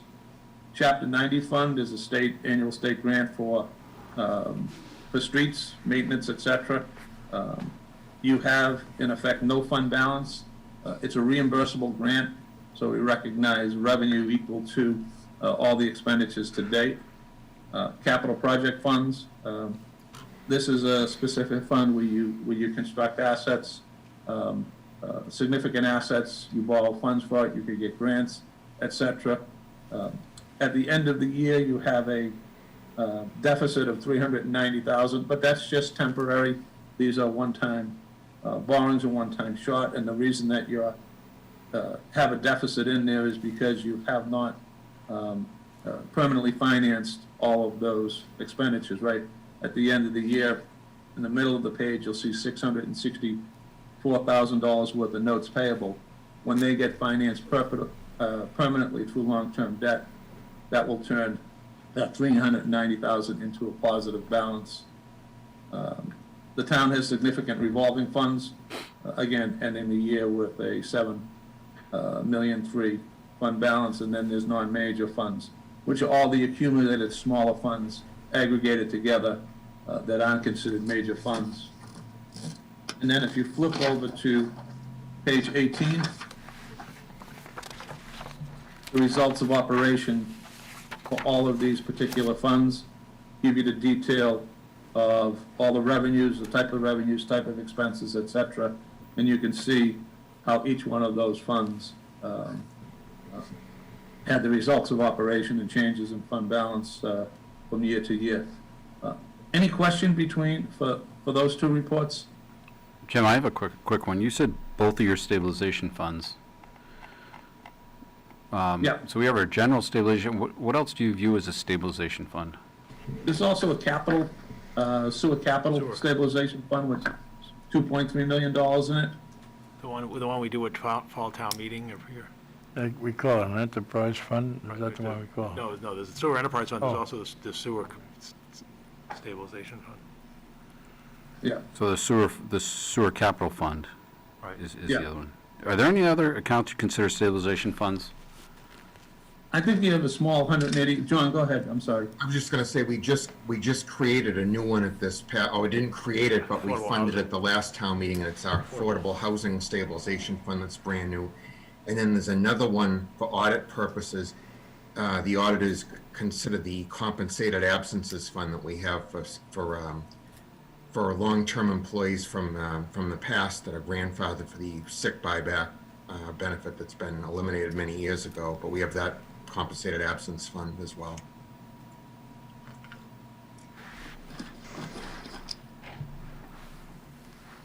Okay, and on page 20 and 21 and 22 are the three reports for the enterprise fund.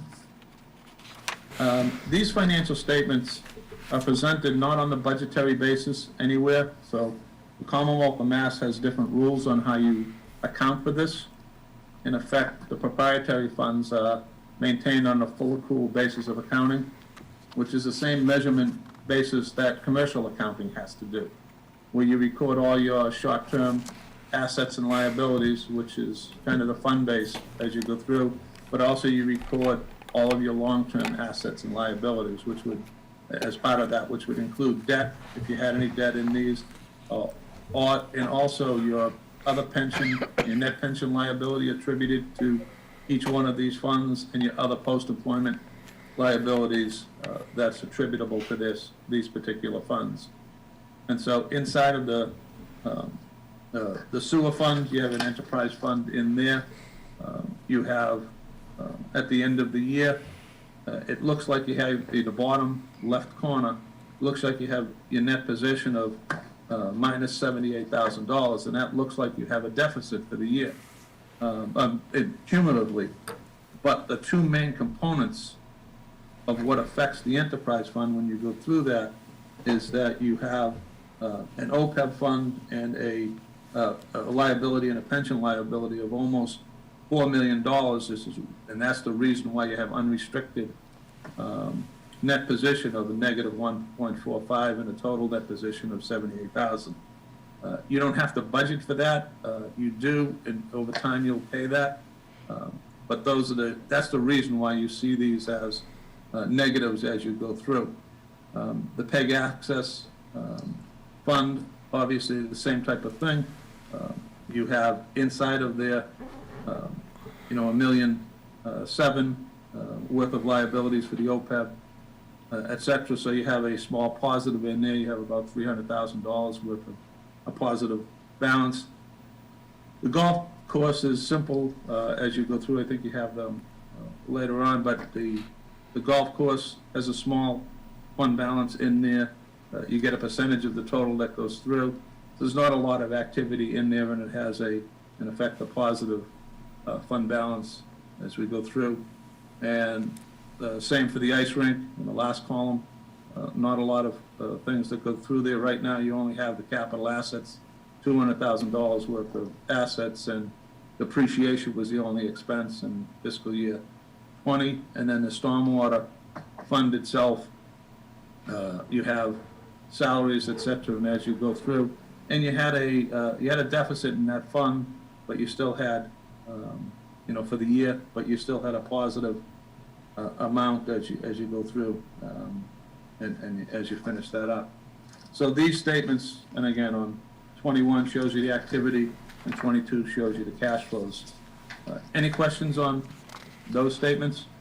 So, Jim, I'm looking at, so basically what you said with sewer, pig access, and stormwater, it's because of the pension liability and OPEB that all three of those are running, well, what look to be running poorly. Right. But that liability gets paid off over the next however many years. Is that what you're Right. saying?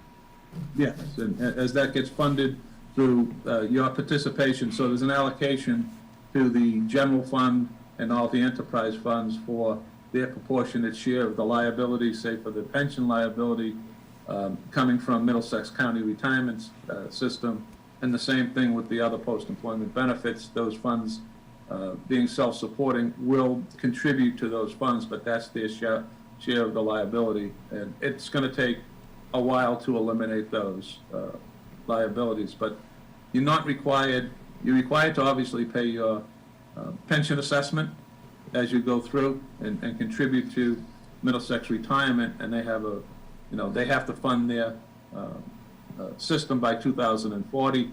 I know it's a few years earlier than that they have the projected funding. And the same thing with OPEB. It's not a legal liability to fund that particular liability, but the town has been doing that, which is commendable and ahead of the curve than a lot of other communities as you go through that and be able to pay that.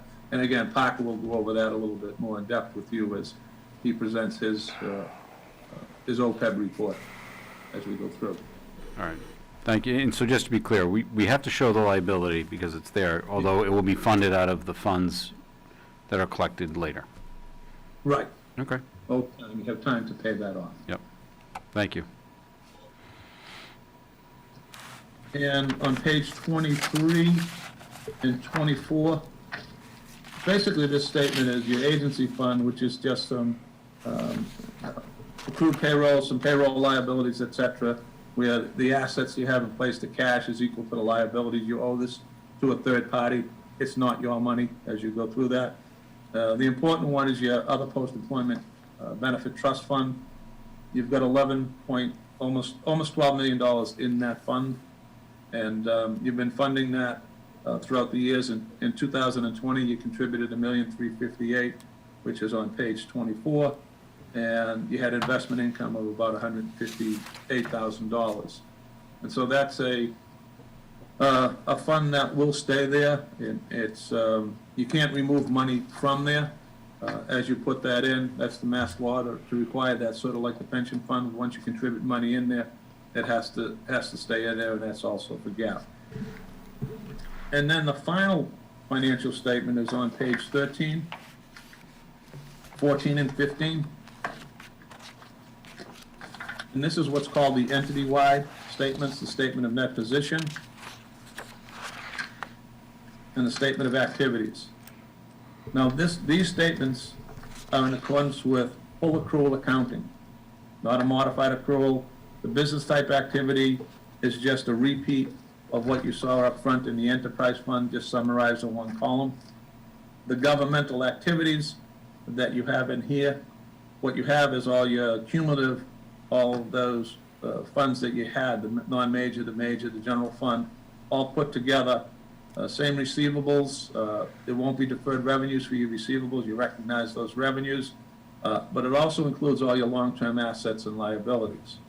So if you take a look on page 13 on the first column, in effect, your current assets and liabilities is the same that you saw in your fund-based statements. But the non-current piece, you have net book value of your current non-assets, which is some special assessments, but mainly your capital assets of $215 million. That's your investment in public infrastructure, schools, roads, highways, everything else that goes along with that. And that's the depreciable value of that. The buildings may be worth more than that, because obviously, but this is the cost basis less the depreciation to date. And then the next section is deferred outflows of resources. And there's another section down below in the liabilities, deferred inflows of resources. That's related to, in effect, mainly your OPEB and your pension liabilities and how to recognize the expense. And then in the next section down below, inside of the liabilities, you get the current section of liabilities, which is your normal liabilities that's due within 1 year. And then the non-current liabilities, which is your compensated absences, your net pension liability, $107 million for the general operations. Other post-employment benefit, $51 million there, and then your normal bonds payable as you go through.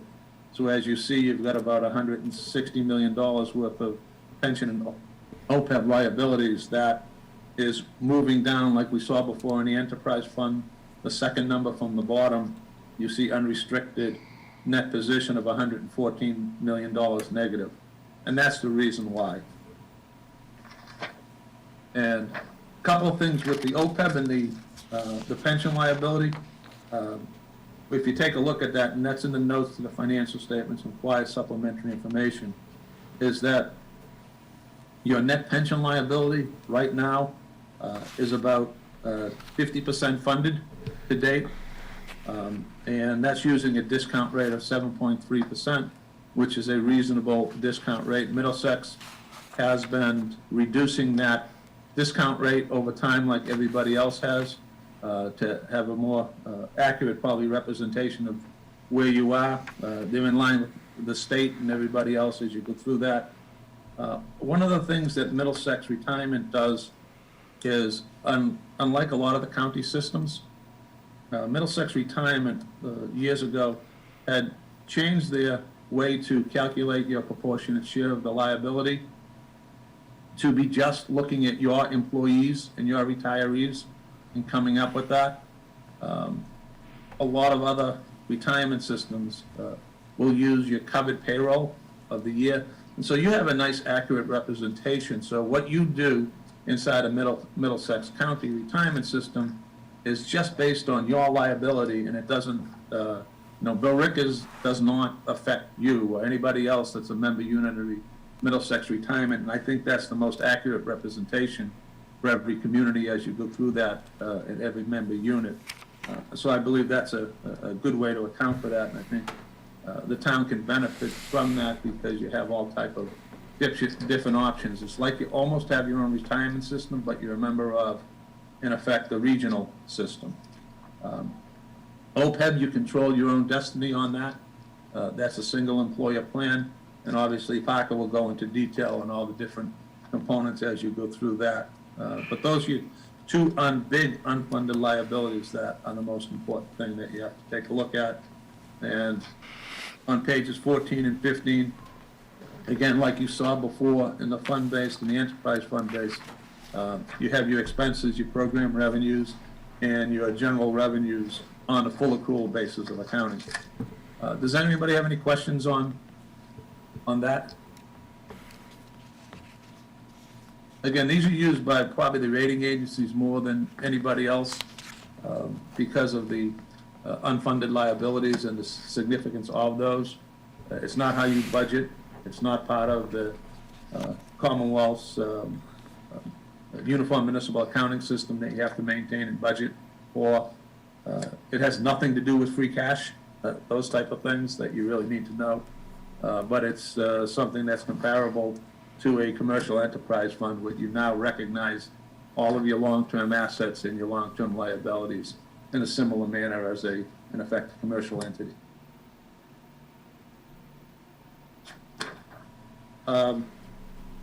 Any other questions on that? I can go over If you want, I can go over all the notes and things like that, but it's kind of, I think, we've already done that, and if you read those, it's probably not necessary from that standpoint. But there's notes explaining all of these numbers. There's significant notes inside of there that explains your OPEB and your pension liabilities and all the components of that.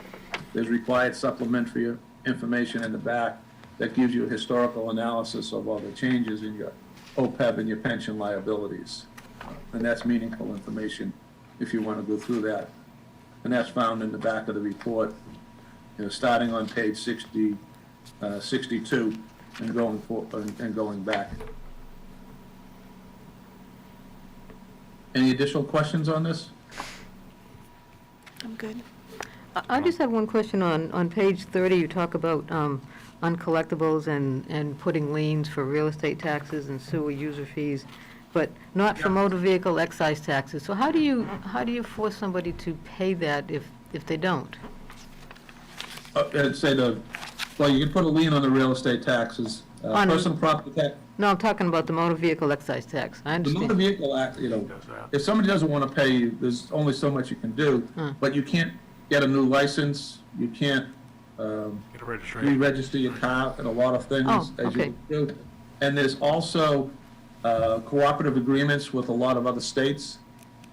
And if you haven't paid these things here and you try to register your car in a different state before you can do that. So there's a lot of things that have happened over the last several years that have increased the collection rates in there. But it's still impossible to collect all of them.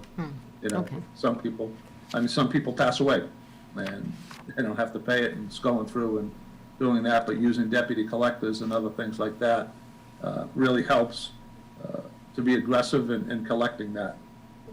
Okay, thanks. I was just curious. Yeah.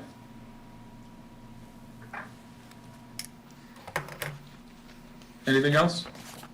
No, I don't think so, Jim. Thank you. Right. There's one additional report that we couldn't issue right now. It's your schedule of federal awards. Everything's good. We've tested everything. We're ready to go on this. However, with the COVID situation, the town received and spent about $170,000 worth of federal CARES money. But the federal government has not completed all of their rules and regulations related to how to report for that. So we have to hold off on that for another month, maybe two, because we're waiting on them to finish up. And there may be new legislation that amends that original revenue expense. But that report is clean, like in the prior years. No findings. You spent, $2.9 million worth of federal funds in the previous fiscal year, but everything was good. But once we have the final regulations, we'll be able to contact the town and let them know that we'll be able to issue that final report. Okay, thank you. Good? Thank All right. Thank you all. Take care.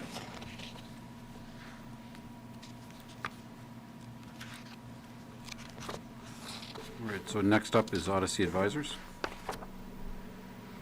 Yeah, we're required every 2 years to do an actuarial valuation of our unfunded other post-employment benefits liability, and then the off year they do the adjustment. And so John Souza oversees this and has arranged to have Parker come this evening to give a PowerPoint presentation that just summarizes his audit report. So I'll turn it over to John or Parker, whoever you want to handle it, John. Parker Elmore should be on the on Zoom. And John, if you want, I can once we get them on, I can share the screen if you guys don't have it. I'm here, but I don't have video. I'm happy to share my screen if you want and put it up there if you want. I can try to do that if it will help. I can share my screen if you want, or I can just go through the presentation, whatever you prefer. Well, we'd have to make you a host. Okay. Pete, would you be able? You don't have to make me the host. You can just allow other participants Yeah, to share. just click the green thing on the bottom and allow everybody else. Yeah, and share, and, all right. You should hopefully be able to see my screen now. Yep. There you go. All right, so to present on 1 4 the vote tab, you have accountants and actuaries in the same night, a brave group of people. So, we'll give a quick 5-second overview of our firm. We've been doing this stuff since 1998. I did it previously to that. We do about 500 municipalities around the U.S., including over 300 municipal entities in Massachusetts, from Kingsborough, Carlisle, Westford, Groton, housing authorities, school districts, you name it. We're in 37 states, 8 countries, so we get around. I spend a lot of time in the air, even now. So GASB 74 and 75, it's just accounting standards for OPEB. That's all it is. You used to have GASB 45, as you're aware. It just changes now from what used to be accrual accounting to now to a balance sheet accounting. And by the way, any questions along the way, jump in. You don't have to wait for me. You can jump in anytime. So it's just accrual accounting is really all it is. But as Jim mentioned, pensions and OPEB, we are the bad boys under financial statement. Fully acknowledge it. All the problems under financial statement. I won't talk about pensions, but I will talk about OPEB. So, lots of new terms in GASB 74, 75. You've been through these, the deferred inflows and outflows. The big thing on there. So the good news, I need to report good news, which makes these meetings a lot more fun. Your liabilities last year were about $70 million, down to $63 million. So we went down by a fair amount. You made a good contribution on the asset side. So you're up to 11.9 from 10.4. So your unfunded liability, what they now call net OPEB liability, is about $52 million, down from 60. So a substantial decrease. Now, the question would be why? Part of that is work the town did. You guys moved about 37 retirees who were not Medicare eligible into Medicare supplement plans. That saved you about $5 million over time. Huge savings, and congrats to John and Darlene and the whole gang for doing that. That saved you guys a lot of money. Beyond that, healthcare costs on the Medicare supplement plans only went up by about 1% over the period over the expected to go up by about 8%. So you got big savings there. So again, you declined by about 13.5% for the net, which again is a very good job on your part. Probably be easier if I just make this a full screen. So anyway, so again, your service cost went from 1.4 down to 1.3. That's the value of benefits being earned during the year by active employees. So that's when you think about if you were fully funded, which in your guys' case, as Jim mentioned, you guys are doing a great job. You guys are on target to be fully funded by about 2043, which is far better than probably 98% of your peers. With that said, if you were fully funded, you're still accruing about $1.3 million per year of new benefits. But you're paying out $3.2 million of benefits to current retirees. So in reality, you're reducing your liability by 3.2 every year by paying benefits out. You're only adding 1.3. So your problem between that and the 1.3 you're putting in, you're significantly reducing your liability, as you just saw. So again, I talked about the $4.6 million of savings by transitioning 37 people to Medicare supplement plans. Talked about the premiums going up by less than expected. You also had higher turnover than expected. Now, some of that may have been COVID related, I don't know. But there was a little bit higher turnover than we expected. So not a huge deal, but certainly something to keep in mind.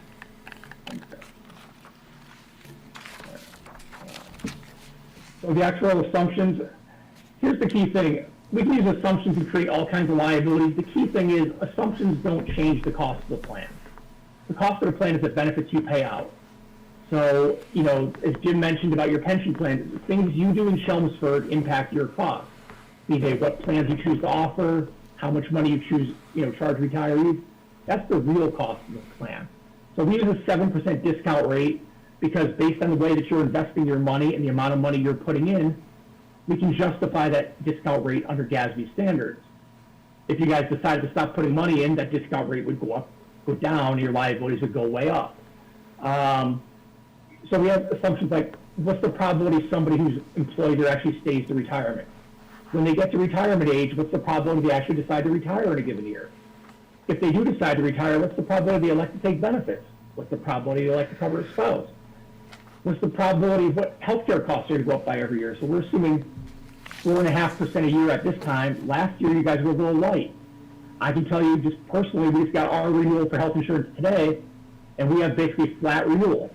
So right now in a COVID world, healthcare costs are fairly flat. When we get by the COVID world, will healthcare costs come back to increasing? I don't know. But there are a lot of, for those of you who are on one of our presentations, we did a webinar about 2 months ago that showed healthcare costs are way down in a lot of categories, but people aren't going to the doctor. Now, that may yield higher healthcare costs in the out years because certain preventative things, the cancer screenings, other things aren't taking place. That could cause healthcare costs to increase in out years. Time will tell. Nobody knows at this point. In terms of your guys' offerings, you have the basically, Blue Cross products. You guys are average to slightly below average in terms of where your costs are. So I guess you guys are managing those in whatever fashion. Your people tend to be healthier. I don't know. But your guys' costs are a little bit less than what we see in other towns in your area. In terms of, the question is, how do I compare? Well, you guys are about 18% funded, which would put you 20% funded gets you in the top 14%. We'll call you in the top 16, 17% of towns across Massachusetts in terms of your funded ratio. Now, here's the thing. Those numbers are a little bit skewed because we do see there's a couple people that are extremely well-funded that skew the numbers. So you guys are very well-funded, I guess is my point. You're in the top 15, 16, 17%. Again, and you guys are on a pathway to be fully funded by 2043. So again, I think you guys are in very good shape, and as Jim mentioned, you guys are doing a much better job than many of your peers. Now the question is, how do I compare in other ways? So, the question is, how do we pick peer groups? I mean, sometimes we're going to pick them by a comparable interest rate, or location, or size. There's no magic to this, but the key element here is, because of how people are funding, our statewide average is about 4.4%. You guys are at 7, which means you guys are doing a much better job on funding. The statewide average for the service costs about $4,200 a person. You're at $1,800 a person. Part of that, a big part of that, is because your interest rate is so much higher. In terms of your OPEB liability as a percent of the levy limit, you're at 51%. The average town is at 108%. And then your benefit payments per retire are about $3,400 a person. The statewide average is about $5,300 a person. So again, when I mentioned your costs are less than average, you guys are doing a very good job of managing your costs. So it's not only that you guys are doing a good job of funding, but you're also doing, the key element is managing the actual real costs. And people say, okay, well, I'm accruing all these benefits. Well, how do they factor out the $1,800 a person? Well, for town employees, about $1,500. Public safety is about $2,600, which makes sense because they tend to retire earlier and have shorter careers. So therefore, have to amortize those costs over a shorter period. Even things like cable access and sewer and stormwater, the populations are so small, I wouldn't place a great credence on the numbers per person because, they hire an older person, all of a sudden their number jumps up. They hire a younger person, the number goes down. It's very sensitive to 1 or 2 people and how things might go. The key element, from a cash flow standpoint is, again, as I mentioned, about 2043 you'll be fully funded. So right now you're at 18%. You see the nice pathway going up. And you guys are putting in $1.3 million and change, which is great. You'll see your healthcare costs for retirees are going to go up significantly over time. And I always tell them, let's look at numbers in a present value terms. In terms of today's dollars, what does it represent? Well, your liability is $63 million in today's dollars. 40 years from now, it goes to $73 million. So it doesn't really move by very much. Your cost for current retirees is $3.2 million. In today's dollars, will go to $3.6 million over 40 years. So again, very manageable, going up by less than 1% a year. So it's a very manageable problem you guys have. So you guys have done a good job of both addressing the issue and funding the issue, but also you have a very manageable issue because you're a more mature entity. You're not one of my towns that has, 400 active employees and 12 retirees. Your liability isn't for those who remember the pig and the python argument, you guys are basically at peak liability. Your numbers are not really going to, in today's dollars, move very much. So you guys, if you can handle today's liability, you can handle it over time. This is not one, if you think about what the purpose of these GASB statements is, it's to alert me to problems before they become cash flow problems. Well, you guys don't have those exploding liabilities in the out years. Your guys' liabilities in the out years in today's dollars are modestly increasing. So you don't have a big, there's no ticking time bomb here that we have to worry about. To the extent you guys can afford the cost today, 40 years from now, you guys can still afford the cost. So I think it's a very manageable issue for you guys. Now, it doesn't mean you shouldn't try and address it. You guys definitely have, and that's great. But the point is, it's under control. And so you guys don't have to make severe, huge, harsh changes to solve problems like some of my towns do. You guys have a manageable problem where you can make incremental changes and keep things under control. I mean, I know there's a lot there. I'm trying to keep it, I guess, I have a 55-page report I'm happy to walk through, but I usually find most of my towns like to get something a little more, give me the stuff I need to know about rather than bury me in, deferred inflows and outflows and table 1, 2, and 3 of GASB. I figure you probably, if you're interested, I'm more than happy to talk about it, but I want to try and be respectful of your time. Questions, comments, concerns, anything I can answer? Parker, Could I just thank you for your report. I just wanted to make a comment if I could, Mr. Chairman. Sure. Sure. Back on slide 7, when Parker discussed the GASB, the transition of those, the 37 retirees over the age of 65 to the Medicare supplement plan, I just wanted to make a comment just for the select board's knowledge, just to give credit where credit is due. It's actually all of that the hard work for that was actually spearheaded by our town manager, and he was assisted by the HR director on that. So I just wanted to give credit where it's due. You could see that decreased, liabilities by a significant sum, 4.6 million. So I just wanted to acknowledge the work on that. My apologies for not properly crediting people. No, that's okay. Parker, I had a quick question on that Yeah. slide that you had. I don't know, maybe it was page 16, the projected flows. Yep. Yep. That right there. I know it's 20, 21, 22, 24, it jumps to 5-year increments, which I understand it goes to 5-year increments after that year, but why does it go down so quickly after that?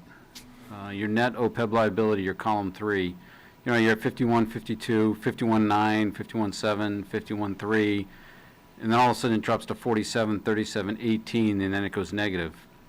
Negative. Well, again, but remember, you're going in 5-year increments, so if you think about it if you just think about it from 24 to 29, your net OPEB liability dropped by $4 million. In the next 5 years, it drops by $10 million, which is really more than anything because your assets, as you accumulate more assets, earning 7% a year on those assets, so you're putting in, the $1.3 million you're putting in is less important than the fact that I put it to you in these terms, when you get out here at $95 million, you're earning $7 million a year just in investment earnings.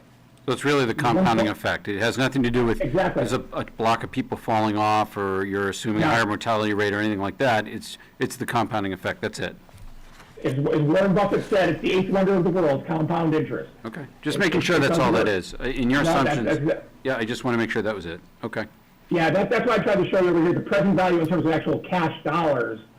You're not really, your number of retirees and your number of claims are basically static for the next 40 years. I mean, there is a little spike around 2034, and then it starts to come back down a little bit. You have a little, which makes sense because if you think about it, I can just tell you this from working with enough towns across the state, there's a huge cohort of people that are due to retire in the next between 5 and 8 years, I would say. And so that puts you about 20 years out from today, which means those people are now 75 to 80 years old. And not wishing ill upon anybody, as I like to say, they will stop taking coverage, and then your liabilities will start coming back down a little bit. Got it. Okay. Thank you.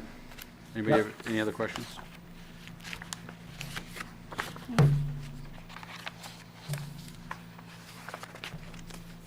Paul, what was involved in getting the retirees over to the Medicare plans? Was that a letter that went out, or? It was a letter that went out, and Jeannie personally had met with each individual employee, because basically what you were doing, and what the secret of the magic behind this is, by staying in these active plans, we were bearing the cost. If you then push them over into a Medicare cost, the federal government's paying the cost. So we had people who didn't have Part B coverage. We paid the penalty to get them into the Part B coverage. So for the retiree, there was no change, but from the town's liability, it made a tremendous savings. But believe me, it took a lot of convincing, and that's why I said Jeannie would meet individually with these people, because with something that sounds too good to be true, they're very skeptical.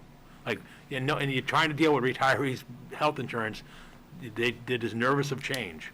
Mm-hmm. And like I said, we were towards the forefront of that, and now you're seeing more and more communities who are realizing what's going on, who are taking that initiative to basically shift the burden to the federal government by getting them onto because if they're over 65, you really don't want them on yours because you're assuming that cost.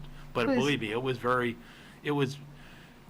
there were a few cases, coming down to the end, we wanted to get everybody, and it was really personalized to say, look, It took a lot of education. and I think what helped us, quite frankly, is the fact that you had Jeannie there for so long.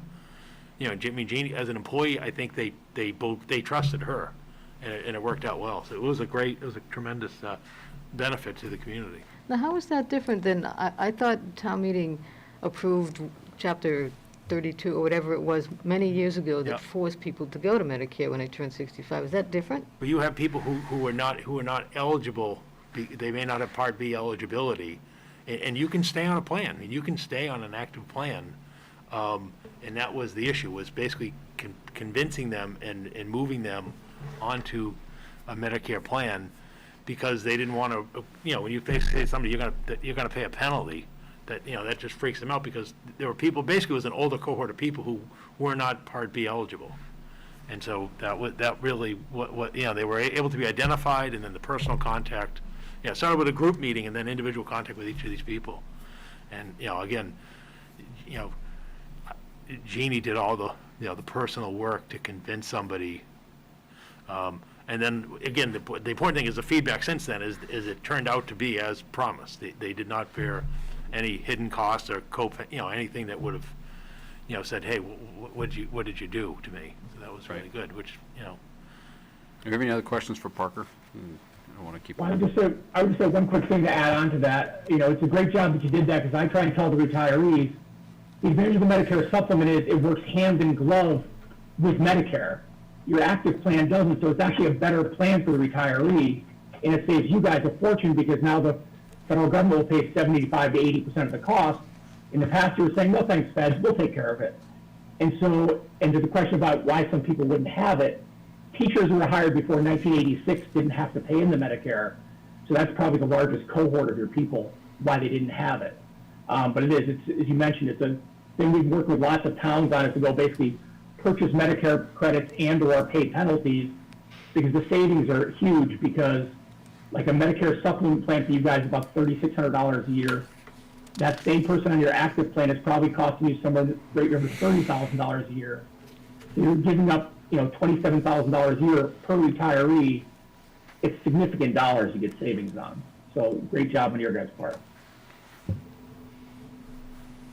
thank you for being with us tonight, Parker. Thank you. Well, if you need anything else, John and the gang know how to reach out to me, so reach out and we'll get you where we can. And I will stop sharing so you guys can get back to fun things. All right, thank you. Thank you. Any other questions? Nope, we're good? Okay. Have a great night. So we're going to move on to item 6 on our agenda, which is the tax classification public hearing. Frank? Yep, very good. Let's see this document. Okay. Oh, Sam, go ahead, I forgot. We on? Okay. Yes, we can hear you. Good evening, Mr. Chairman and members of the board. For the record, I'm Sam Chase, and representing the board this evening at this hearing. Assessors are appointed by the town manager for a 3-year term. Current board members are Sam Chase, Jack Duffett, and Kevin Sullivan. Although board members must qualify as assessors by meeting state certification requirements, we do not manage or engage in day-to-day assessing operations. That work is done by our chief assessor, Frank Green, and his staff. Let's talk a little bit about the property valuation process. It's based on universally accepted standards established by the American Appraisal Institute, and it also must conform to state law. Residential properties are valued using the construction cost and sales review methods together, while commercial properties are valued using the construction cost, sales review, and income methods altogether, 3 methods for commercial properties. Results are checked using standardized statistical testing methods to arrive at a market value for a specific property type. The Department of Revenue then reviews the assessor's work and must certify that all real estate values meet the legal standard of being at full and fair cash value before the tax rate can be finalized. In Massachusetts, city councils or town boards of selectmen set the annual property tax rate after conducting a public hearing on the potential effects of a split rate, which is what we're doing right now. The chief assessor, Frank Green, will walk you through a presentation that is designed to make it easy for you to see how various rate and exemption options can impact property taxpayers. Hopefully, this will help you in your decision-making process. On behalf of our board, I want to express our gratitude to Frank and his capable staff for the outstanding work they do to ensure that residents are treated fairly and courteously. Residents who have questions concerning property valuations should feel comfortable in contacting the assessor's office at 978-250-5220, or they can access the assessor via the town website. Frank and his staff are always available to assist you. And with that, Mr. Chairman, I'd like to turn the balance of the presentation over to our Chief Assessor, Frank Green. Very good. Thank you very much, Sam. Ken, will you be sharing this document, or shall I? I can, but I think we allowed you to share if you want.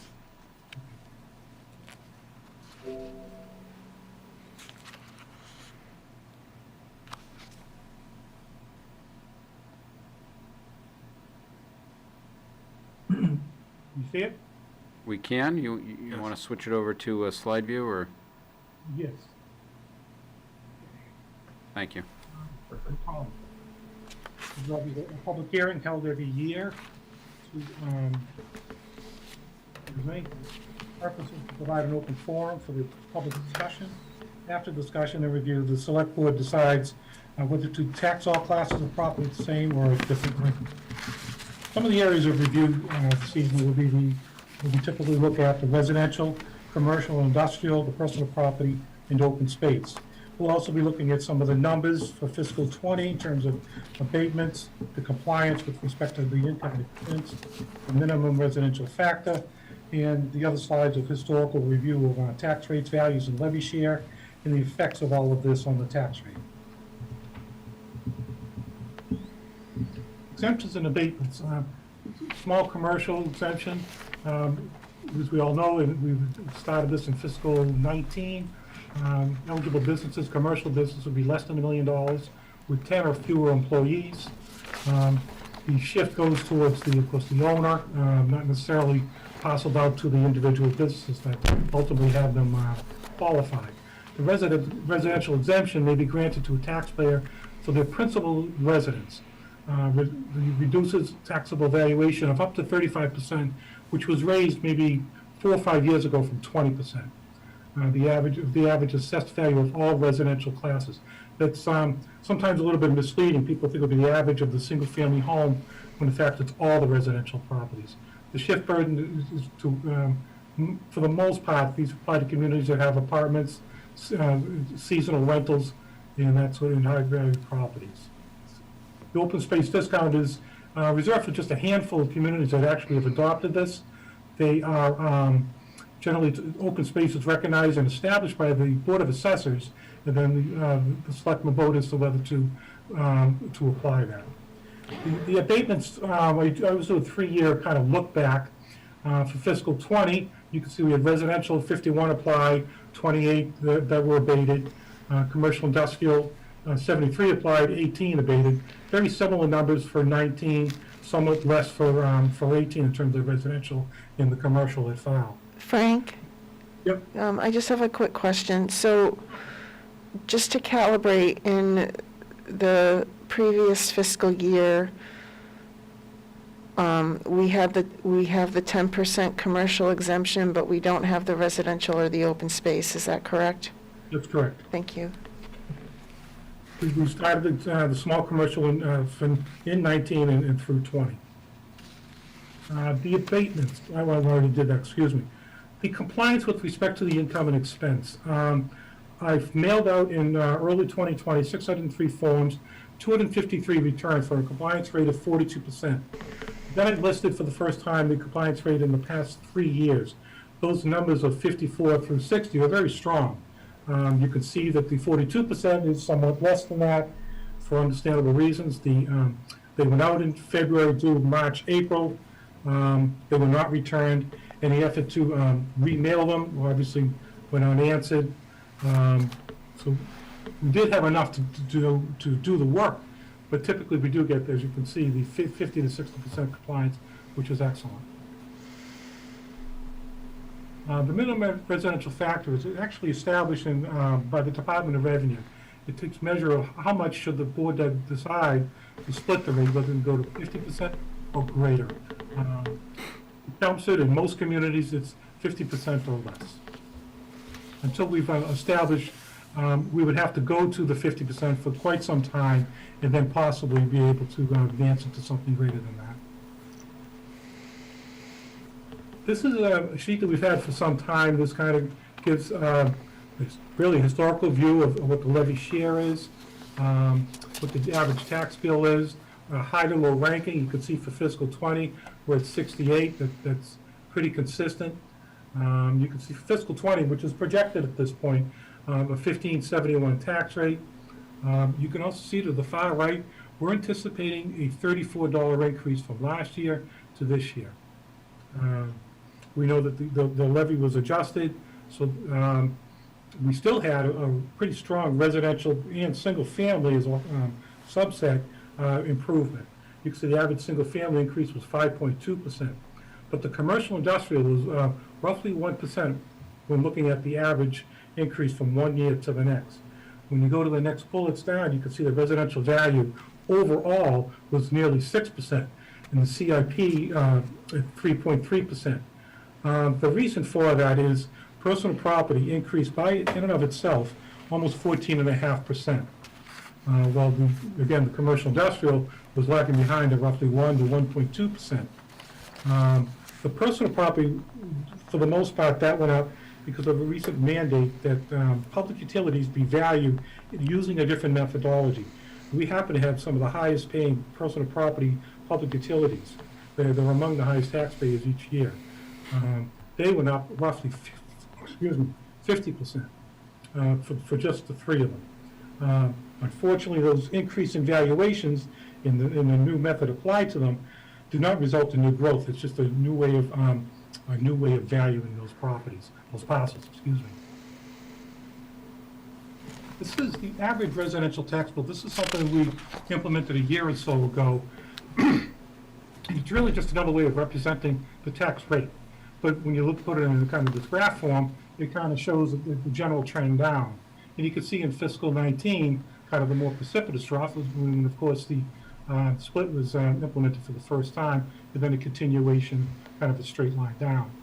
This kind of tells me that the valuations of single-family homes have been rising pretty steadily, and that the levy, the amount we raise in taxes, is relatively stable. And really, only 2.5% have been no overrides, and we had an override, it would, of course, spike. Frank, before you click to that slide, and that, is that based on, it's the average residential bill percentage of assessed value? Right. So that includes growth? That would include, just what I look at is simply the resident, the single-family home. Some of that would include growth. Yeah, so if the average price of a house in Chelmsford went up 6%, that's in there? Yep. Okay, thank you. Yep. Same thing for the commercial. Average commercial industrial bill is the percentage. You can kind of see that's relatively rising in 19 as you'd expect, kind of just trending down a little bit as the commercial industrial is kind of begun to lose a little bit of base. This here is, of course, a historical view. We put this in about 8-10 years ago. It grabs maybe surrounding communities and just outside of them, and tracks it back to 20 years. and doing the average increase over that time frame. You can see the averages down the bottom. When I arrayed them high to low, given these numbers, Chelmsford was third from the bottom. That is to say, the third least appreciation in terms of the tax amount. When I removed just want to see what the impact was for fiscal 19, I removed the impact or the effect of splitting the tax rate and just assumed the normal increase, and it put Chelmsford in the middle. So it kind of gives you some sense of what the impact of the split did have. This was implemented, I think, a year or two ago. These top communities, pulling the ones that are above Chelmsford, then in kind of concentric circles outside of Chelmsford, above that, and so on. It kind of gives a high to low rank, self-explanatory, the single-family tax bill, the shifts if they have them, if they've adopted them, and how much. This is a fiscal 20. Unfortunately, there's no data for the following year to kind of match it up against projected 21 from these other communities. Shift impact. Once again, I think you've seen this graph before. You can see a single tax rate would be 1645. If you move up roughly halfway through, last year's 1.22, then moving up to some of the other 10% increments.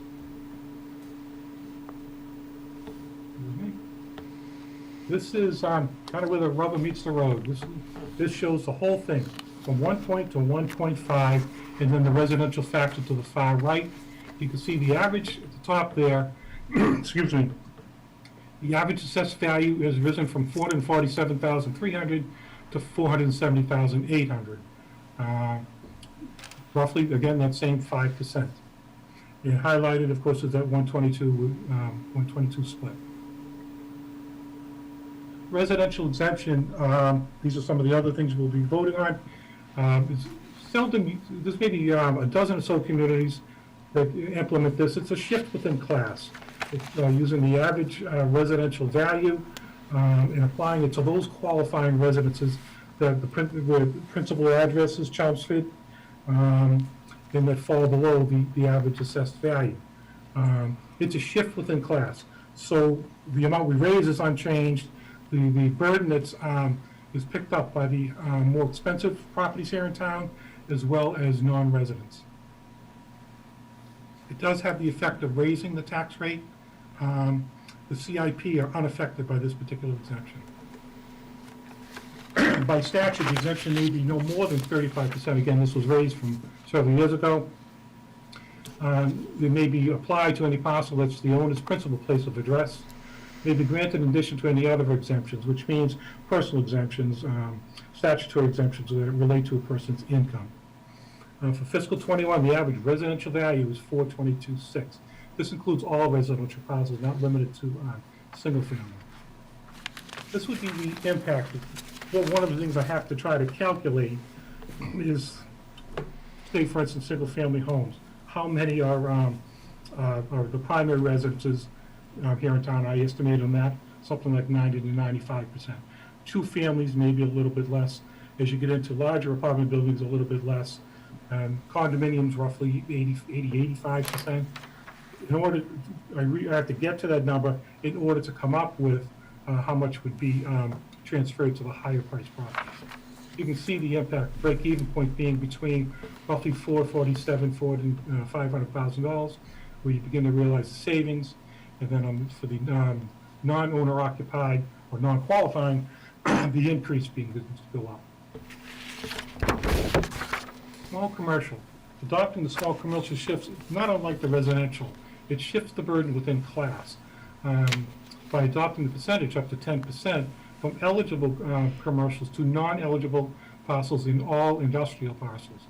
Residential and personal property accounts are unaffected by this particular exemption. Excuse me.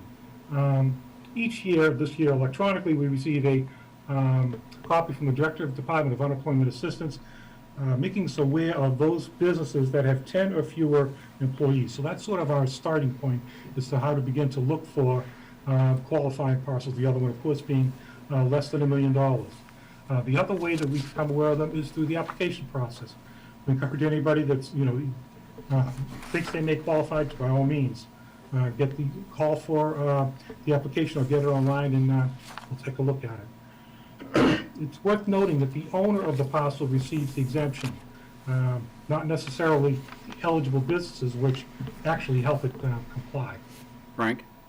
Yes. That $1 million of value, is there a reason they don't inflate that instead of keeping it pegged at $1 million? Right.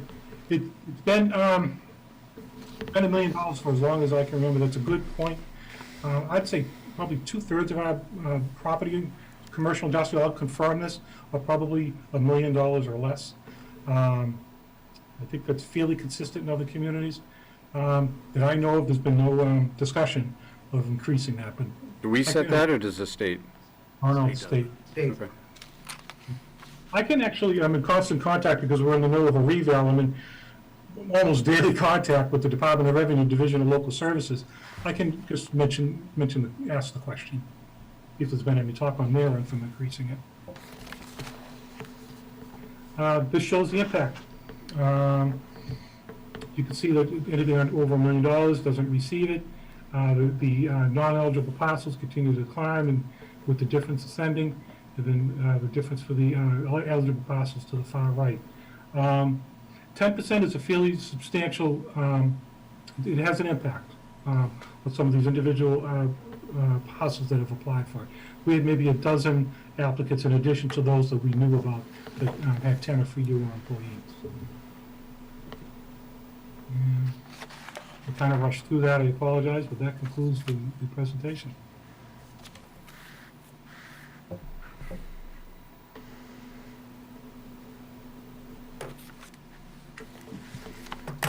Does anybody have any questions? So this is a hearing. Should we open it up to, We have to, yeah, we have to talk, we have to have that before we can do anything. what's that? We have to have the public hearing before we can, Well, that's what I'm saying. You want to open it up to, There is one point I wanted to make, and I should have mentioned this other slide, and I forgot to. As I mentioned, the average single-family home is a modest flat increase of $34.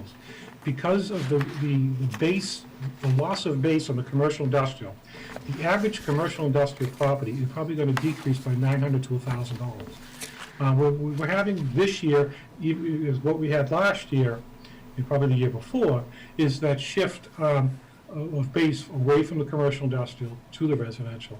The impact of which this year is roughly is $900 to $1,000 when comparing last year's assessed value for commercial industrial, this year's commercial industrial average. There will be, of course, as there is with the residential, and as I caution every year, individual experiences. And with that, I think we need.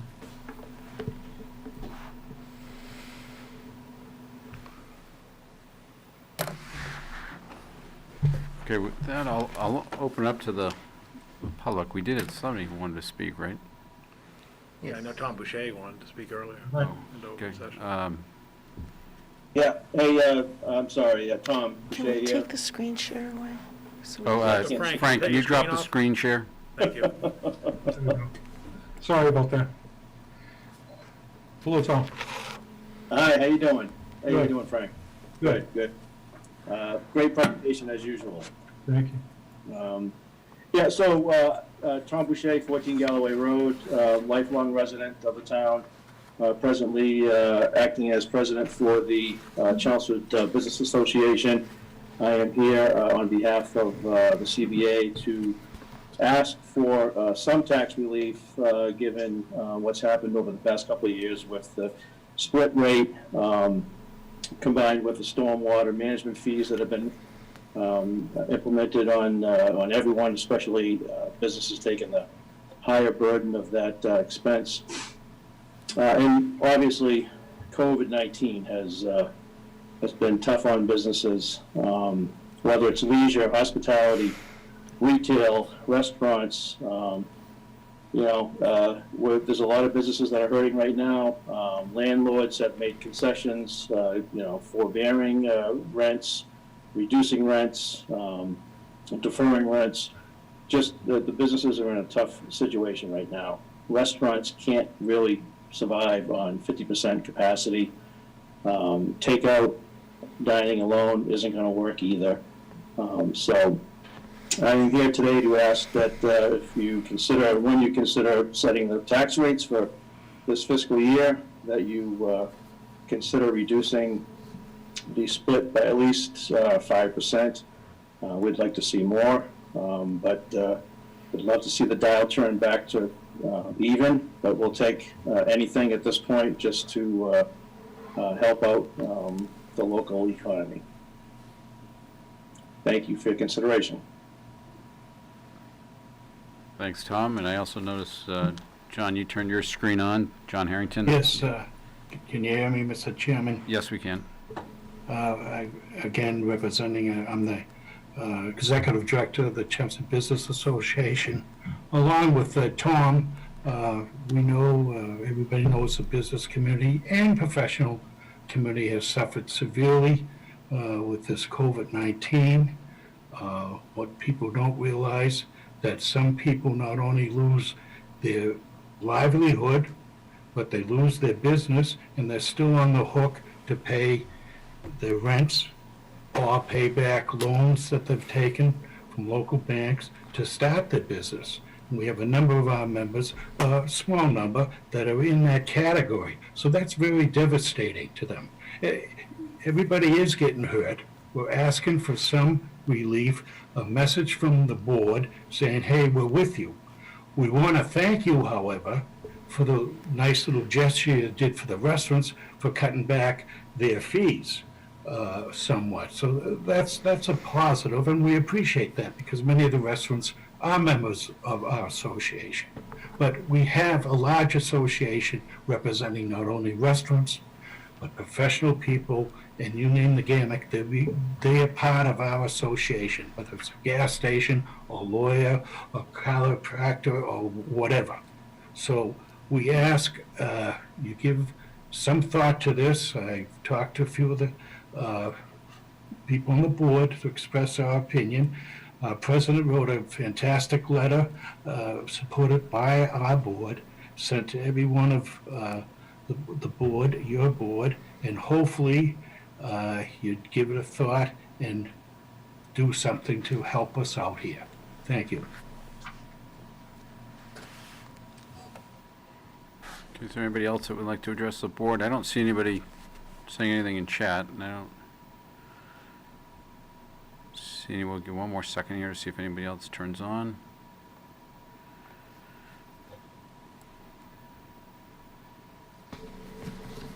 All right. Thank you, gentlemen.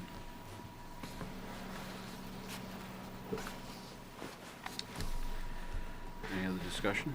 At the close of. Well, we usually continue it to the next meeting, and we really, shouldn't have any discussion until we hear all the testimony from the public. So, Okay. Unless there's other information we need. No, we have time to continue it. Right? Yeah, I know we do, yeah. I will make a motion to continue the public hearing until our November 30th, 2020 meeting. Second. A motion, a second. All in favor by roll call. Pat? Aye. Emily? Aye. George? Aye. Virginia? Aye. And I vote aye. Thanks, guys. We'll see you in a couple weeks. Thank you. Thank you. All right, that brings us to item 7 for the agenda, additional reports and presentations. We have something from Weston Sampson. Yeah, thank you, Mr. Chairman. You may recall at the fall annual town meeting, there was a brief committee report on the stormwater master plan. And at that time, we informed the town meeting and you that we'd be coming back with a more detailed presentation to the select board. And so Christina Papadopoulos and the folks from Weston Sampson are here to present that report to you this evening. Hi, good evening. This is Christina Papadopoulos, town engineer. And for the last year, we've been working with Weston and Sampson on preparing the stormwater master plan. At the fall town meeting, like he said, I presented a quick highlight of what the stormwater master plan contains. This presentation, however, will be more detailed. And we've met with residents and various board members to come up with this plan. And I appreciate all those hours the volunteers put into this project. We asked the board to approve this master plan And from the DPW, we have with us tonight Steve Youngley and Courtney Thompson, who can help answer questions. And tonight I'm joined by Jerry Schwartz and Steve Roy from Weston and Sampson, who will present the plan. I'm going to hand it over to them now. Thank you so much for having us here tonight to present the plan that we've been working on with the Stormwater Division and the Stormwater Master Plan Advisory Committee. We do have a presentation, so I don't know if it makes sense for, I guess, me to be able to share that presentation, or if I can share my screen here. 1 second. Do you have the ability, Janice? I think so. Hold on 1 second. I was trying to make it in presenting mode, but you may want me to do that after I. Let's see here. Yeah, if it's PowerPoint, I don't think you can turn it to slide until you actually share.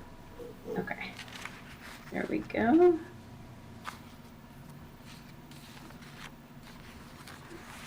All right, I think we're good. If everyone can see that. So yeah, I guess first to just give some background on the project team, which Christina touched on. Obviously, it was compiled of Steve Roy and myself from our office at Weston and Sampson, along with Christina, Steve, and Courtney from the Stormwater Division, as well as various town representatives that comprise the Stormwater Master Plan Advisory Committee. They were really instrumental in helping to pull the plan together. I think there was definitely unique representation from various boards and committees and residents, obviously, on the advisory committee, which was great. So really the purpose behind the whole plan was, obviously, the town has a stormwater enterprise fund in place. And the next step for the town and the Stormwater Division really was to develop a master plan to support that enterprise fund, to make sure that projects were being prioritized accordingly, and resources were being used to the best of the town's ability. So how do we build the plan? The first step was really getting together, like I said, with the Stormwater Master Plan Advisory Committee, setting the project goals and priorities, trying to reach consensus, and then really building the plan from the ground up. One thing that I think was really important in developing this plan was to really early on identify what those data gaps were and really try to use this as a tool to gather as much information as possible. So there was a huge field investigation portion of this project. The town really had a lot of limited information regarding the condition of the storm drainage system going into the project. So that was really critical in terms of building as accurate a plan as possible. So as far as the project goals, obviously restoring streams and habitat. There were a lot of streams in town that have not been touched for many years. Protecting and improving water quality. Setting a plan in place so that the town can move from reactive to proactive maintenance of their drainage infrastructure. Identifying where there is localized flooding with the town and trying to develop a plan to remedy those areas. Also, there's, hopefully many of you are probably already familiar with the municipal separate storm sewer system permit, the general permit for stormwater discharges that the town is subject to through EPA. Obviously, that is a big driver for actually even actually setting up the enterprise fund. There's numerous requirements related to that permit. So the intent was that obviously the plan would help to satisfy some of those requirements as well. And then looking at opportunities to incorporate green infrastructure and low impact development practices. Moving away from hard infrastructure that is piped to a receiving water and instead looking for those opportunities where stormwater can be infiltrated. Chelmsford has a pretty vast stormwater system, 95 miles of drain pipe. There's 30 miles of stream that are integral to the storm drain system as well. 210 culverts, almost 600 outfalls. So pretty extensive system that needs to be maintained. In putting together the Stormwater Management Master Plan, it was important to really create a public-facing document. This document is currently posted on the town's website. Hopefully people have had a chance to view it. I like to think of it as a pretty, hopefully engaging document, especially even to somebody that might not have a background in stormwater, to really, learn about stormwater and this important utility. A lot of the detailed assessment work is appended to the plan. So I see a lot of the appendices, which include the capital improvement plan, as being a great tool for the town and the Stormwater Division moving forward. And again, it's a living document, so the appendices really are something that will be updated over time as the town gathers even more information regarding their system. The main components of the capital improvement plan included stream maintenance, evaluating culverts, looking at localized flood mitigation projects, complying with the MS4 stormwater permit, and again, also looking for opportunities to incorporate green infrastructure in retrofit designs going forward. Those, required to remedy localized flooding areas and those that are required as part of the MS4 permit compliance. So one of the first things we started off with was the stream assessments. We basically sat down with Steve and Christina and Courtney. The town had 30 miles of stream. We had included about 15 miles of stream for inspection under the actual project scope. This work was conducted back in the summer of 2019. It basically consisted of having a 2-person team walk the center line of each of these streams. They had a GPS unit with them. They were documenting any defects that they noted within the stream channel. And so really, by walking the center line of the stream, that's really the most advantageous point for being able to collect as much information as possible. We took GPS points noting anywhere there were stream deficiencies, such as fallen trees. We looked at the buildup of sediment within the stream bed, overgrowth along the embankments, other debris in the stream and along the embankments. It also provided a unique vantage point to be able to identify any other outfalls that maybe hadn't been mapped because they had been obstructed, or any additional culverts. I should step back and just mention too that, going into this plan, the town really did have a very comprehensive mapping of their drainage system, which we did review. And we did, found a few areas where obviously their mapping is never complete. It's always kind of evolving. So there was some areas where, the town actually went back out as part of the master plan and even enhanced the mapping further, which was great. So I just wanted to present kind of a little example here. This was Stony Brook, primarily residential area. Obviously sedimentation within the stream bed. There was some fallen trees up to 24 inches in diameter, debris, overgrowth. Along Stony Brook, there's about 26 culverts, 4 were unmapped, so we were able to map those, and about 12 outfalls are along that stretch, and 1 was unmapped, so we were able to collect that. Just some pictures here, so you can kind of see some of the defects that were identified. You can see all the debris within the stream here. You can see some of these larger trees that have fallen down, but over time, obviously, obstruct flow. So I guess just moving on here to the culvert assessments. So the town has roughly 210 culverts which are under their jurisdiction. So we did part of the culvert assessments in conjunction with the stream assessment work where we could, but then after that we did go back and we looked at the remaining culverts that weren't included as part of the stream assessment work. So fortunately we were able to visit the 210 culverts, which was great to collect that data. Again, some observations we made were debris within the culvert, again, sedimentation, some structural deficiencies. When we were out there, we actually had a zoom cam with us. So basically, this is kind of like a camera on a stick, and it allows you to see kind of like 50 feet within either direction. So we did get videos of a lot of the culverts, and I think that'll be a useful tool for the Stormwater Division going forward. If there's a question about a culvert, it's, they can easily pull up the video that was taken. And that's not to say, obviously there were some hindrances in terms of if a section was longer than 100 feet, obviously we couldn't inspect the entire culvert. Also, if there's a lot of debris, obviously we couldn't get a good inspection of the culvert. But some things we were able to notice were pipe displacements, areas where pipes were collapsed or corroded, deterioration, blockages, all of that stuff was noted. We also did look at some of the larger culverts. There's some pretty massive, obviously, road width culverts, more like box type culverts. And so we didn't do, we did a kind of a preliminary assessment of those, but definitely a more detailed structural evaluation is needed for some of those culverts. And so anything that's needed in terms of future evaluation work, we've tried to build all of that into the plan. Just to give you kind of an example here, it's a culvert you can see like debris. This is at, Boston and Concord Road. undermining head wall. I think this is also a corrugated metal pipe culvert. Yep, that's corroded as well.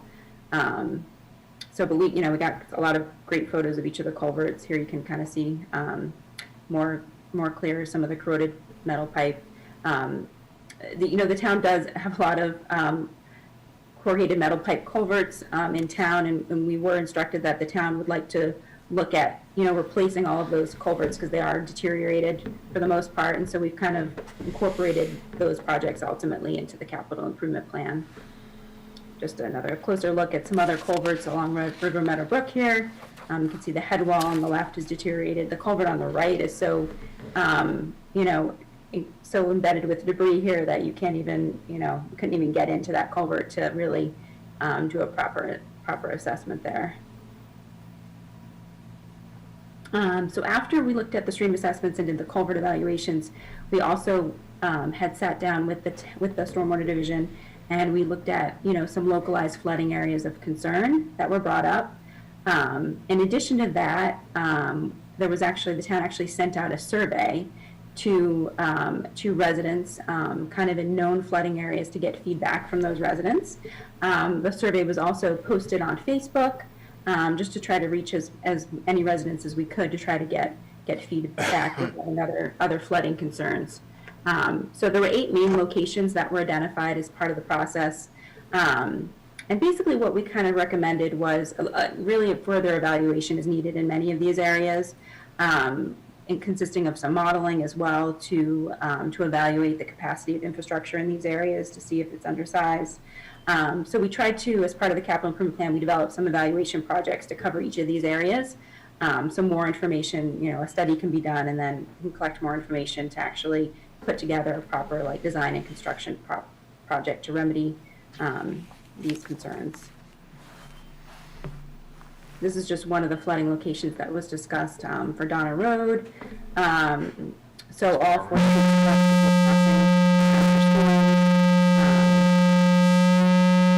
Donna Road can see up to 1 foot of water at any given time.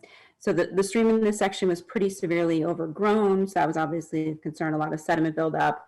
But then also, I think the recommendation here is also obviously to look at the culvert capacity in this area to see if that's a concern or an issue. So again, looking at the tributary catchment area, developing a hydraulic model for this area, and then also obviously performing stream maintenance. So we talked a little bit earlier about MS4 permit compliance. So, obviously complying with this permit that's been around since 2003. There was the first iteration came out in 2003.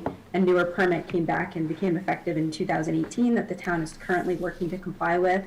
I think one of the great things about having such, the existing stormwater division is that they're really trying to take on a lot of this work themselves. And some of this work is work that, communities are looking to consultants and contractors to really assist with. But by the town being able to take the lead on this, it really does present a cost savings to the town.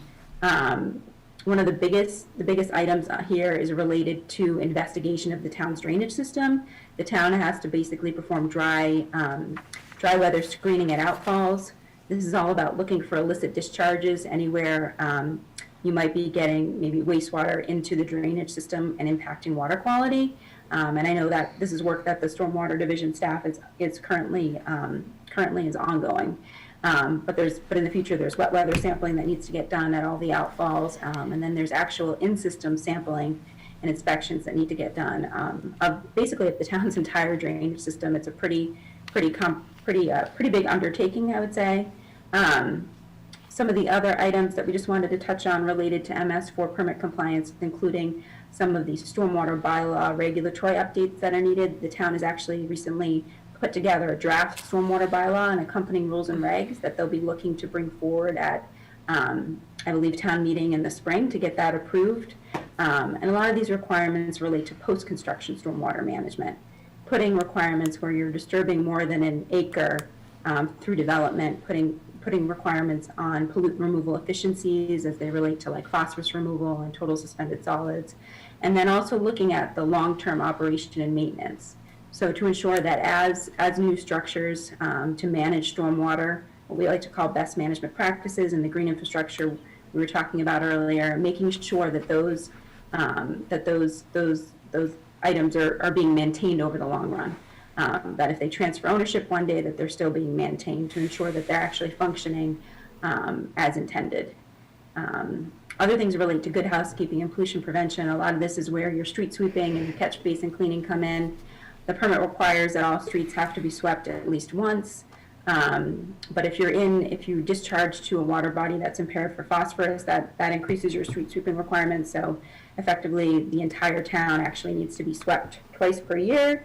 There's also pretty extensive catch basin cleaning requirements to make sure that the sump of the catch basin is no more than 50% full, which requires optimization planning to make sure you can meet that requirement under the permit.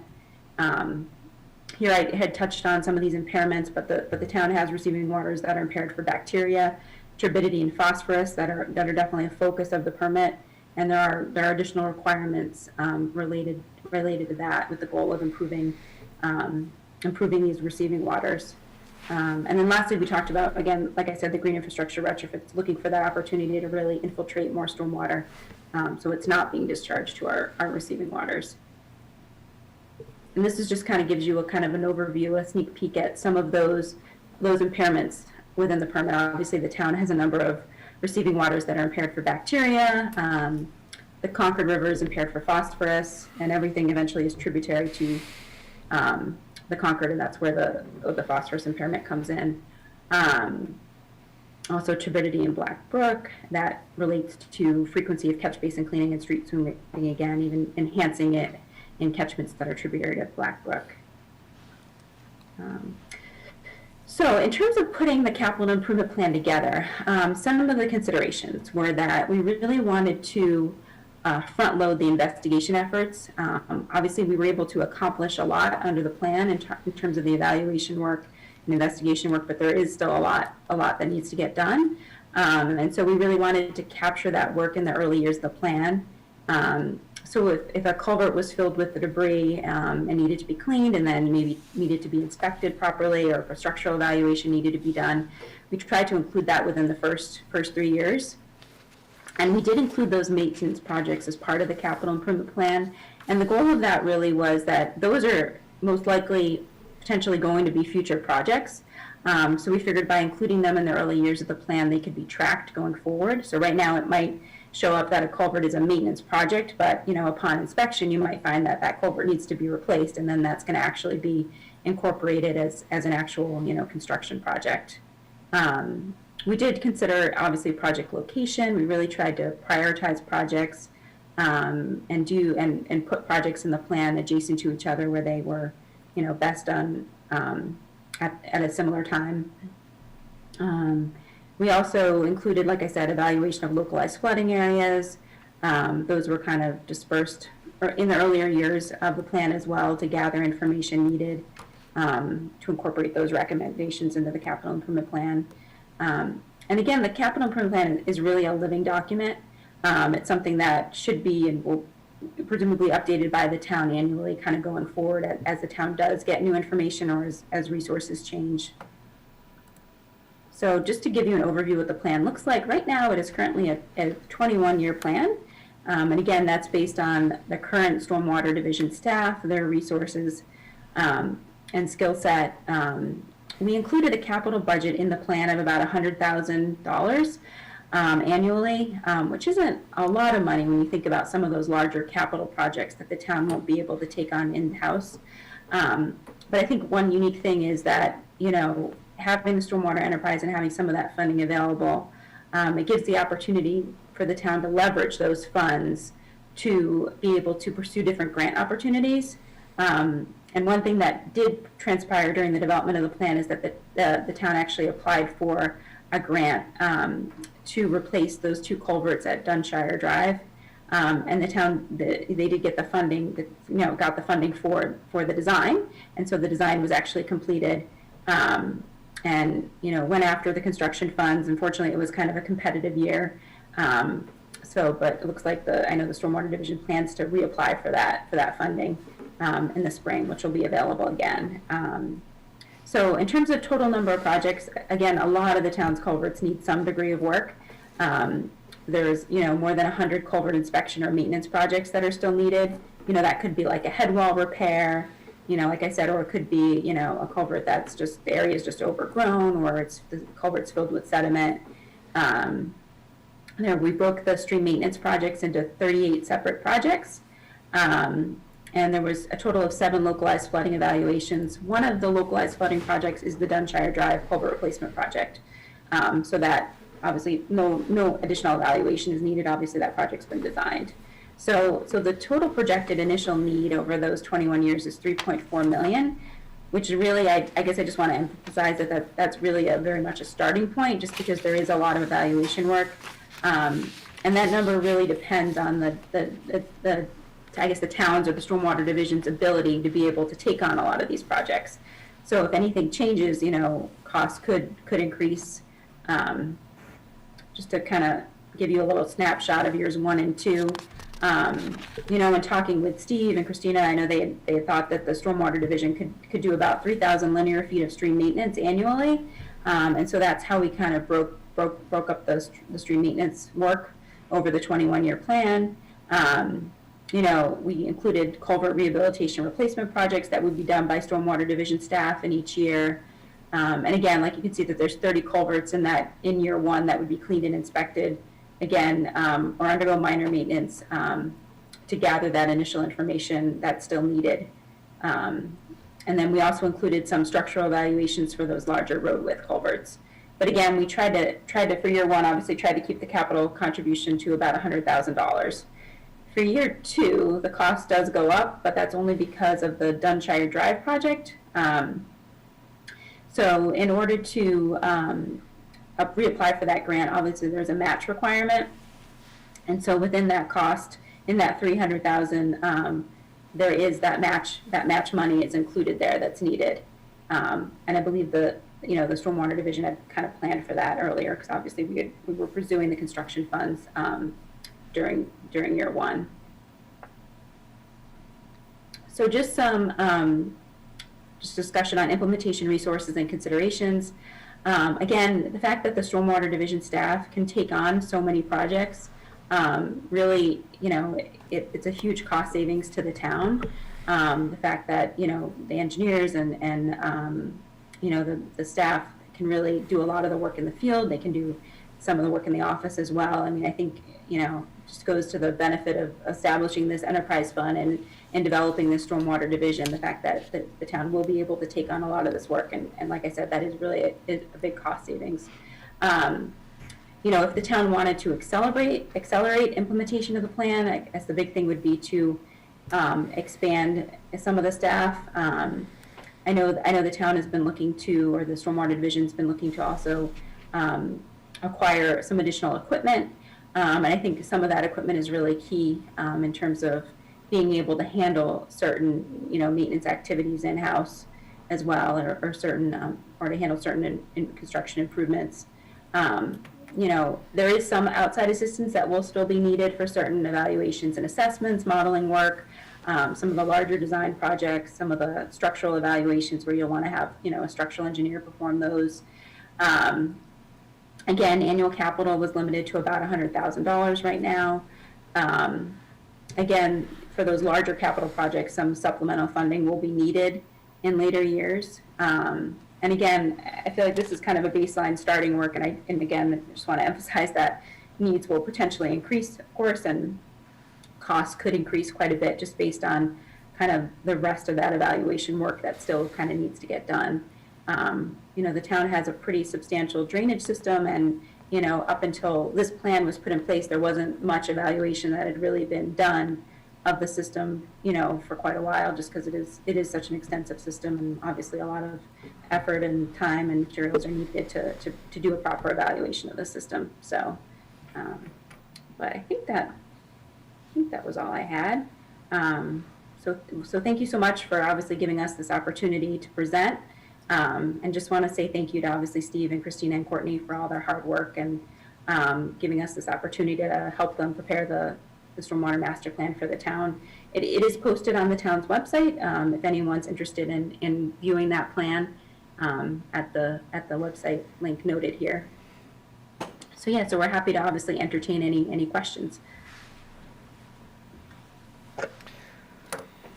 So Paul, this would be funded out of the sewer capital fund? the- Stormwater enterprise fund, Oh, the enterprise fund. stormwater enterprise fund, yeah.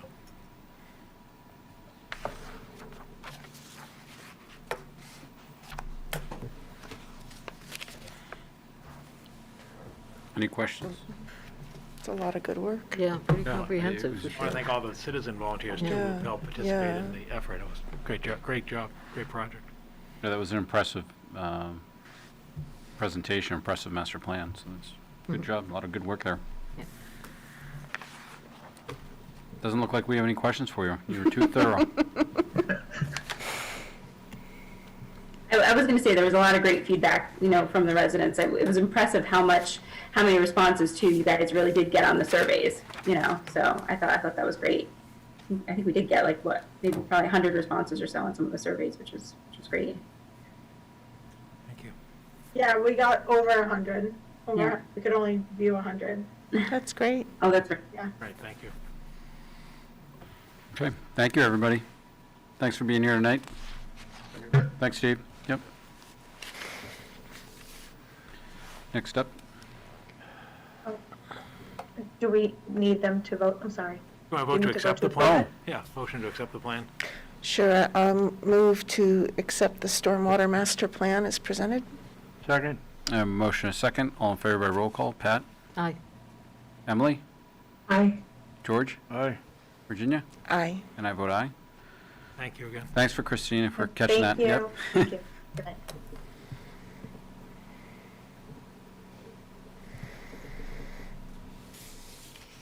All right. Next up, Fire Chief Gary Ryan. Good evening, Chief Ryan.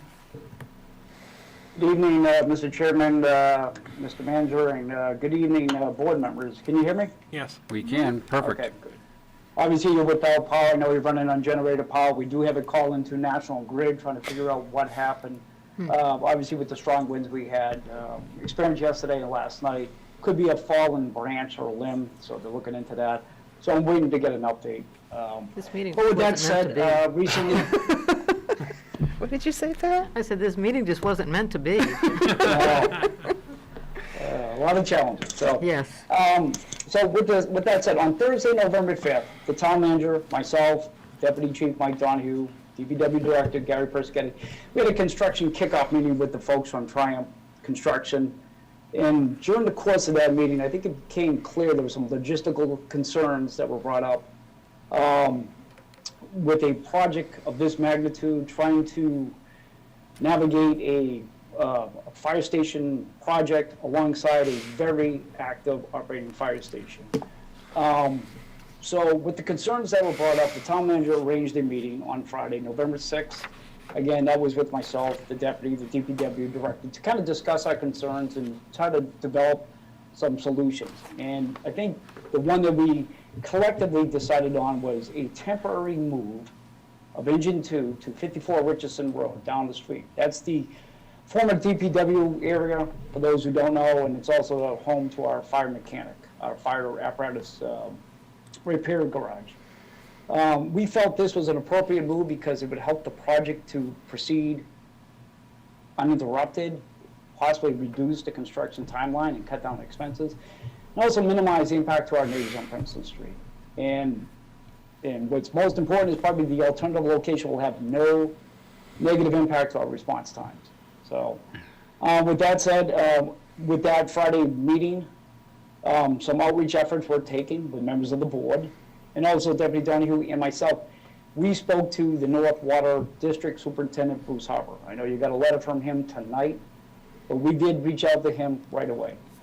I know with this move, it requires the relocation of some DPW equipment and senior center vehicles. So I'm appreciative of the efforts from the town manager, Gary Persichetti, and Senior Center Director Deb Sirianni on my behalf.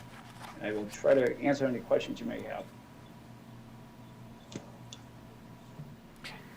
I think what Bruce is asking in his letter is just to give them the opportunity to meet, to get through their next meeting cycle. Okay, let's say table it for 2 weeks if you That want. would be the right thing to Sure. do. I mean, Yeah, no, that's fine. We can wait 2 weeks. There's no. is that okay with you, chief, or? I will say this, and we've seen it right away. We don't know what the impact of COVID is going to have on our schedule. And I say that because we were supposed to have a meeting today to look at the apparatus bay, and we had to cancel it because someone's in quarantine. We tried to arrange another meeting with the communications people. That meeting had to be tabled because somebody's in quarantine. So I'm willing to listen with the folks from North Water. We need their help because the building's going to have to be sprinkled. But with that said, I am concerned at this stage with having more delays. So. I think it's just only Sure. fair that the board has an opportunity to Sure. express their That's concerns, fine. you know? And hopefully nobody will have any COVIDs or anything, and hopefully it'll work out fine, you know? We'll see. Okay. All right. Okay, thank you. Thank you, Gary. Thanks, All right, chief. thank you. Sorry we All right. kept you here so late. No, it's okay. All right, have a good night, be safe. Really well. Take care. All right, item 8, update regarding possible access road from Groton Road to the quarries. Yeah, thank you, Mr. Chairman. Town Council Paul Haverty is also on the Zoom, you know, 'cause in case we need him as a legal resource. But as the board was aware, we were scheduled a week ago to have a work session to discuss the access road possibilities for Groton Road, and we wanted to bring everybody to the table. The select board, the property owners, and in doing that outreach and scheduling that meeting, we posted an agenda, we were scheduled to meet, and then, you know, hearing from the chair and the clerk of this board that the property owners were a little concerned coming in, and that they really wanted to provide us with some advance information, which I provided you formally, and basically to just bring it to the core of essence. The permit that Newport Materials has from the town of Westford for the operation of the quarry, the asphalt plant in Westford, constrains Newport additional properties on the site. It's listed briefly in the summary report where it talks about the restriction on adjacent lands, Le Mesurier Quarry, that any new or expanded use of Le Mesurier Quarry must obtain a MCP, which is basically the special permit from the Westford Planning Board. But most importantly, newly consolidated or acquired adjacent lands are considered merged for the purpose of the permit threshold. So when you actually go into the detail of the permit, that was on pages 11 through 13, basically what it comes down to is that any adjacent approximate property to the asphalt plant, including and not limited to the Le Mesurier Quarry, may not be used for any new or expanded principal or accessory uses without issuance of the new permit from Westford. And the key there is that the 200 motor vehicle limit shall also be applied to this. So it became readily apparent as we're at the table, and this is really what Newport wanted to convey to us, that they couldn't in good faith proceed with the discussion or, more importantly, an action, because the failure to comply with the terms of this permit would be grounds for immediate suspension or revocation of its special permit by the Westford Planning Board. So obviously, with that type of investment and that type of a, constraint going on, it basically puts us at a standstill. And the only hope that you could have would be, could you agree to, maybe the town of Westford would agree to modify the permit, but yet it's very clear, you look at the language of this permit, they clearly made a conscious effort when they granted the permit that foresaw that any expansion, even if it was using a different access road, couldn't exceed the 200 vehicles and didn't want to do this. And so that just puts us at a standstill in terms of the access road, because you can't get from Groton Road to the quarries to alleviate the issue on Ledge Road without going into Westford and land that is owned by the Newport and its affiliates, because as we all know, the Ledge Road portion when you go to Route 3 and so forth, is in Westford. So that just puts us at a place where we're sort of, ground to a halt. And I think that's sort of the most succinct way of just summarizing it. And so there was no sense having a meeting. And again, Newport not only looked at this document, but met with their attorney and counsel and shared with us that basically that's what their counsel is advising them, that, they're basically, constrained. And then there was also an ancillary issue about the no right turn issue out of the asphalt plant and whether that was legal and so forth. And all the assistance and research and examination that we've done indicates that that's not a state highway, it's a local roadway in in Westford. And therefore, we don't sort of have any leverage with the state to say, hey, how can such a driveway restrict a right-hand turn when clearly it's called for in this permit. And so again, another potential avenue of exploration sort of comes up dry. And then in talking to Wen Lin, who's the property owner, she's sort of constrained by the fact that, she has residential zoning, and therefore, and she also has the issue of the sewer capacity constraint that's on the parcel that we all acknowledge clearly, and given by the pace of how it's proceeding in Lowell, is not going to be resolved anytime soon. So sort of she's at a loss on how to go forward as well. And not to mention, again, the issues of the state and the state property and the easement and so forth. So, what we sort of envision as the major hurdle being the state property and the state permission and building a consensus, we now come to the full realization that there are greater constraints in terms of the reality of the other property owners of the state in terms of how can you get to the quarries if you can't get to the quarries because of you can't jeopardize the permit for the asphalt plant in Westford. So we put this on the agenda this evening to bring you up to date in terms of what we found. And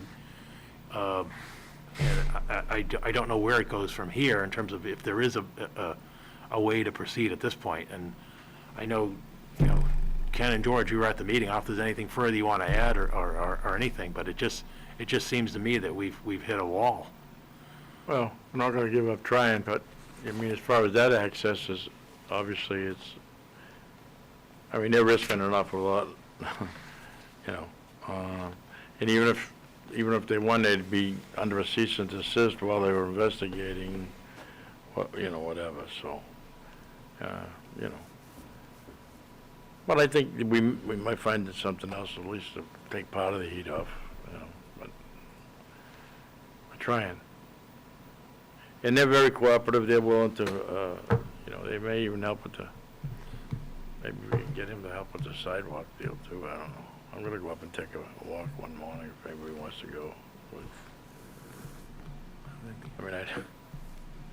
That is a very heavily traveled, Dunstable Road is a very heavily traveled road. Yeah, and coming back to that, the one thing that Newport suggested will be if you modify the Ledge Road entrance with Dunstable to allow the left-hand turn, that might alleviate some of the traffic going the other direction, because right now you really physically are constrained to go right. So I've asked the DPW director and assistant director to explore what that cost would be, and we hope to have that for you at an upcoming meeting, but it's not insignificant. Engineering. And you're kind of going where I was going, Paul, that if this is where we're at and there's no way to get the alignment that we need, then now, at a future meeting or meetings, maybe it's time to look more aggressively at some of the other options that may not solve everything, but would at least provide some relief. Right, and again, what we identify is obviously the bus turnaround, that's been approved by town meeting, will be coming in for the formal easement takings and so forth. The left turn out of Ledge Road onto Dunstable, Ledge Road onto Dunstable is significant in terms of cost and time to engineer. You've got to move multiple utility poles, you've got to take a significant portion of the property that was recently acquired and improved, and then we got to look at what would that provide as a solution. And the question that I raised, and I'll raise it here, is might that even increase the level of utilization of that by Because providing? now it's easier. Yeah, exactly. And I don't know the answer to that, and I don't, I don't know There's the only answer. so much. Right, there's only so much to come out of that plant, but the bottom line is you're now, if the fact that the belief is that trucks would want to go left to get onto Route 3, even if they're going southbound as opposed to going right and on the Swain Road and then to Route 3 the other way, then again, what does that do? I mean, again, at what cost? And again, that's a town meeting vote. It's a taking. It's a significant engineering aspect. So again, we'll visit that at a future meeting. But we didn't. I just want you to know that we're continuing to look at everything towards this issue, as well as the sidewalk issue, which we'll discuss as well. I don't know if there's anything else to add or anything.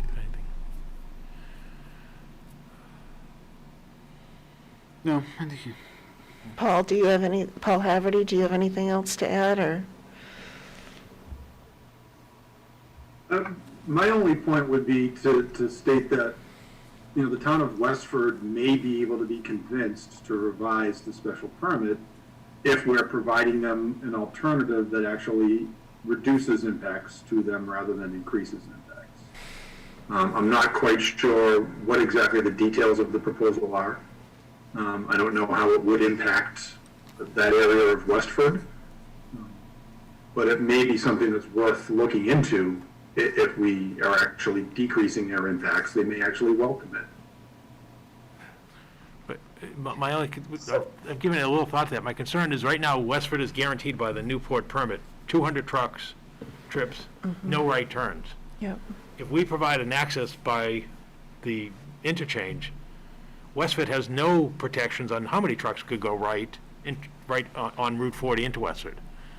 We're obviously not going to construct that and say no right turn onto Route 40, and so I'm trying to put myself in the Westford shoes, saying what conditions would be favorable to me to do what Paul suggested, and what we've been thinking about is how could we convince Westford to relax or modify or allow Newport to be part of the solution with the town of Westford for the access road, when right now they've got this thing iron locked to the point where they've got to convince their residents and themselves that it's not going to impact them. And so I agree. Paul hit it right on the nose. How can you convince Westford to play ball on this? And we're open to any suggestions. So this is what I've been wondering is, in larger governmental pools, at this point, you send in a diplomat. Like, what is that role in a town? Is that a lawyer? Is that a town manager? Like, who calls up whom and says, hi, so can we talk about this? Can we look at the plans? Can we see what's happening? Can we see the results of this edict? Can we look at the impact on our residents? And can we come to some sort of détente agreement, something? Well, Who does that? My thought, Emily, is you're dealing with elected boards. You've got an elected planning board in Westford and an elected select board.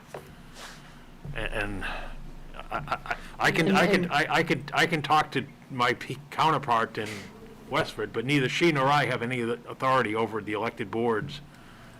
And if you saw what happened under that permitting and politically in Westford, there were people who lost their seats over that project. That's not without exaggeration. Yes, you're right. And so, again, those are waters that neither the Westford manager nor I can really venture into successfully, given the third rail issue of this plant. Particularly where, as you see, it's in its first year of operation, and both towns are doing air quality studies, so it's not the most popular operation in the community. No, it's terrible. I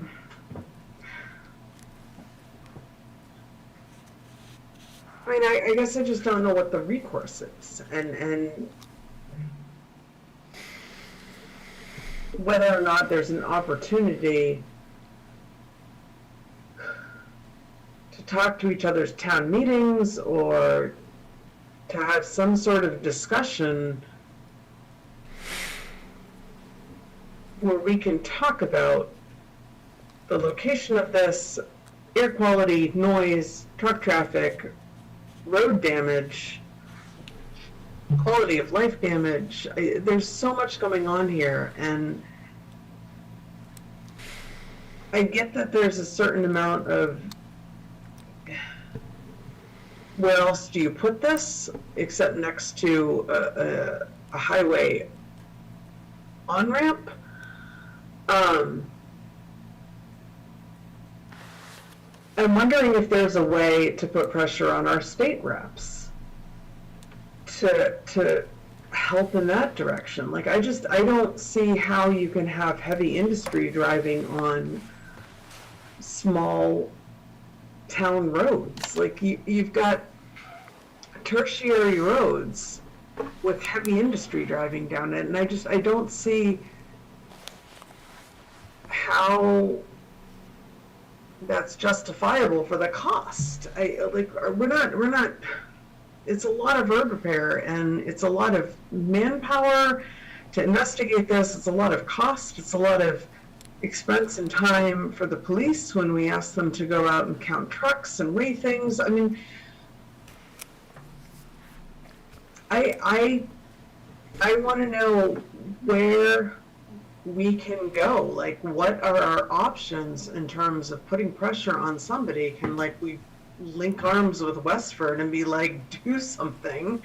Because there's got to be a solution here, and I think the state might have to give up that piece of land it's squatting on and not using. I don't know. Like, I want to see some solutions here, and I want to see, like, which way we can go, how we can actually move forward and solve this, because it's clearly an issue for both towns.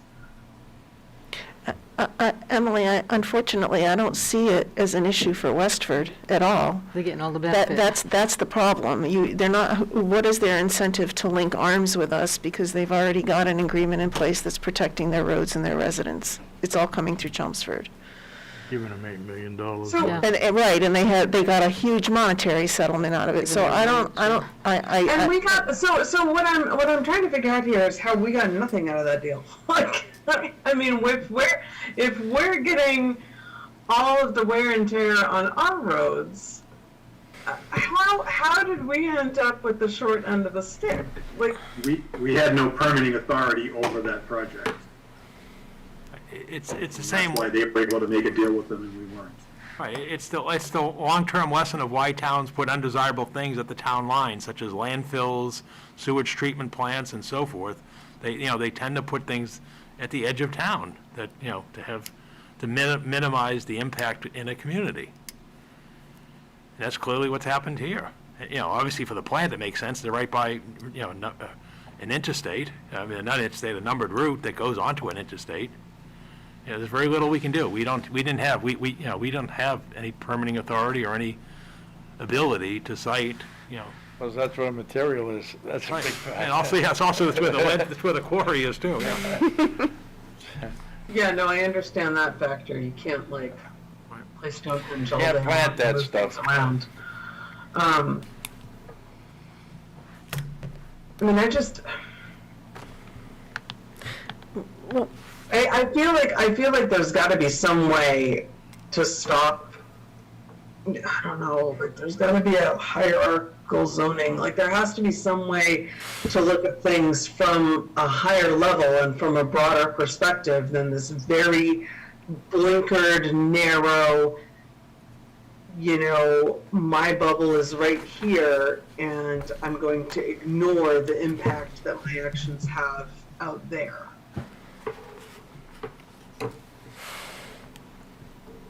Which I know is dumb, given how many people are ignoring mask mandates and party mandates and dumb teenage drinking party mandates. But, I mean, I can hope for better. Well, given the hour, we've said that we're going to have more discussions about this. Are you okay with deferring this to when our heads might be a little fresher? Yeah, no, I'm asking Emily. Oh, Are you okay with that? Aye. We'll be in with the air quality report and so forth, and Yeah. further information, as I said earlier, on solutions, so we'll do that. Okay. Okay. Thank you. Sorry, Ken, I didn't mean to take over your moderating. No, you're perfectly just, and I was up very early this morning, so I'm hitting the wall. Don't forget, tomorrow you gotta be 6:30, you gotta be up on Dunstable Road. All right, Paul, what's taking you so long to Just a get to couple number 9? Two quick bid awards. Thank you all. Thanks, Thank you, Paul. Paul. Stay safe. I am seeking your confirmation, the bid award for the management of the Chelmsford Country Club Golf Course, Function Hall, and the course itself. The bid was submitted by Sterling Golf Management, which has been the resident operator since '96 at the facility. Their proposal is 10% of the first $400,000 of gross receipts and 15% of the gross receipts over $400,000 for the golf course, with a minimum floor of $30,000 annually, and then a 1% of the gross revenue for capital improvements. That's identical to the 5-year contract that just expired, except that the threshold went from $330,000 to $400,000 on the bid proposal. And then for the clubhouse itself, the bid was unchanged for the monthly rent of $600 and total capital improvements of $3,000 over a 3-year period. So I'd seek the confirmation of the bid award to Sterling Golf Management. So that's, they have the whole thing, they just Yep. pay a rental. Yeah, exactly.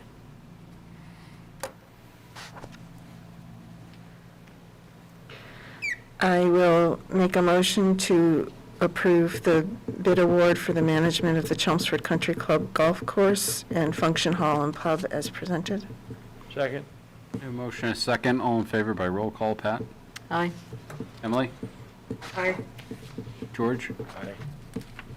Virginia? Aye. And I'll vote aye. And the second and final bid award for your confirmation is for the Watton Street agricultural land, the 5 acres. The bid submitted was by Bits and Peace Farm. Mike Raisback, the principal of Bits and Peace Farm, is on the broadcast this evening. He began farming this with a license agreement for a 1-year period to give it a shot and see what was potential out there. Upon the end of a successful year of farming a portion of the property, he requested that we do a longer-term RFP so that he could make a longer-term investment in the property. And you can see in his proposal, much what we do with our agricultural lands, it's a nominal fee, in this case, $100 per year payment to the town, but more importantly, it's an investment in the property in terms of the soils, the amount of land that crops are grown, and in his case, he's making donations to food banks and improvements of the property over the 5-year period as presented. So I'd ask the board's confirmation of the proposal as submitted. And again, if you have any questions, Mike Raisback, I see, is on the call this evening. I think it's a great idea, what he's doing and everything. My only concern is is that the place to where we may, is that the ideal spot for a? Oh, yeah, no, he's up by Tingsboro, you know where that is, by Tingsboro Road. Up that area. higher, he's Yeah, up higher. here, yeah, where Yeah. they used to have to cut all the time to get in. Yeah. My only question is, why does it begin with page 13 of 19? Yeah. Oh, because it's all part of one proposal package. In other words, the RFP itself is the first pages, and then we include the. Okay, I thought and so maybe he was not showing I think he us the just first used that 12 document to pages. draft his proposal, yeah. No, he did not submit a 19-page Okay. proposal. I mean, he's got, and so again, we brought it to the essence of what he's doing. Mike, is there anything you want to add? Nothing in particular. Mostly I'm here in case you have questions.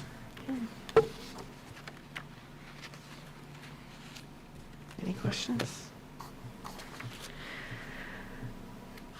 Is there any chance of getting some kind of local composting thing so that I can, and others can figure out a way to stop either throwing out so much food waste in the trash or making so much use out of in-sink garbage disposals for things that could be composted? To tell the truth, I'd love it because I'm in need of about 200 cubic yards of compost to improve that soil. It's a little low on idea. organics. but I'm not sure that that's exactly the place you would want to put it. There is some small composting going on for the community gardens that shares the area, but large-scale composting like that would probably be difficult on that site, particularly given the wetlands close by.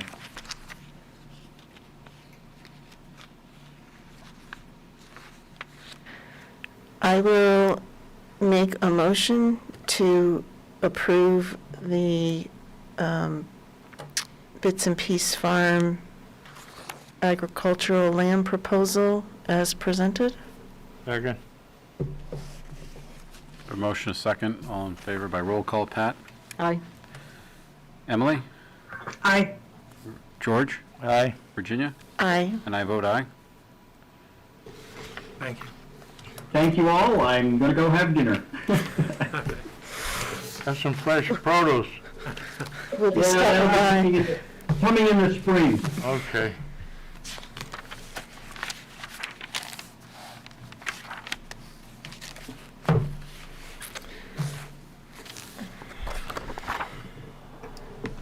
All right, that brings us all the way to 12, liaison and referrals. Oh. We did We minutes. did that Yeah, we did already. minutes. Oh, there was one you didn't, the recycling. Yeah, we did that. We talked about that earlier, briefly. Yeah, we did it Oh, before. yeah, okay, in the beginning. Okay, we're all set. I get You it. good? Good. All right, Pat? Yeah, just a couple of things. George, I don't know if you wanted to talk about it, but the MBTA, you may have heard, is considering major changes in public transportation. The only reason that really impacts this area has to do with the commuter rail, and they are considering eliminating all weekend service and stopping weekday service at 9 p.m. Anyway, they're going to have a public input session for this area on December 1st from 6 to 8 p.m. And if you want to join, you can go to the MBTA website, which is mbta.com and /forging ahead, all one word, and to sign up for that meeting. I don't know, I mean, George, you know as well as anybody that the commuter rail is used quite extensively out of Oh, yeah, Lowell. they did that a couple of years, Tried to, yeah. 3 years ago, they stopped it on the weekends for Right. at least, yeah, Saturday and Sundays, I think, for most of the summer. Yeah, and they scaled it back too Yeah. on weekdays. I think it ended then at 10 o'clock. Now you're talking about scaling it back even further than that. So if you're interested, if you want to provide input, I don't know, like I said, George, I don't know if you have anything else. No, to say about it. Jimmy, Jim Scanlon, the director, is retiring. Come about another 5 weeks, 6 weeks, I guess. So he's done a great job, and the fellow taking over, Dave Bradley, is a great guy. He's been Jimmy's assistant for 15 years, something like that, maybe yeah. longer, ballpark figure. And he's really a real gentleman, real nice young guy. Everybody's a young guy to me anyway. But he really is a nice guy. He's a solid guy. So I think it'll continue, and he's learned a lot from Jimmy. Jimmy had a lot of connections in town, in the transportation department. Was able to get a lot of funding and things like that. So I'm sure he'll help him with that. Yeah, the only other thing I had is we do not have another meeting before Thanksgiving, so to wish everyone a happy Thanksgiving and a safe Thanksgiving. It's going to be different than we've experienced in years past. No Thanksgiving walk either. That's right, no day before Thanksgiving walk in Thanksgiving Forest, so we're going to miss that. That's all I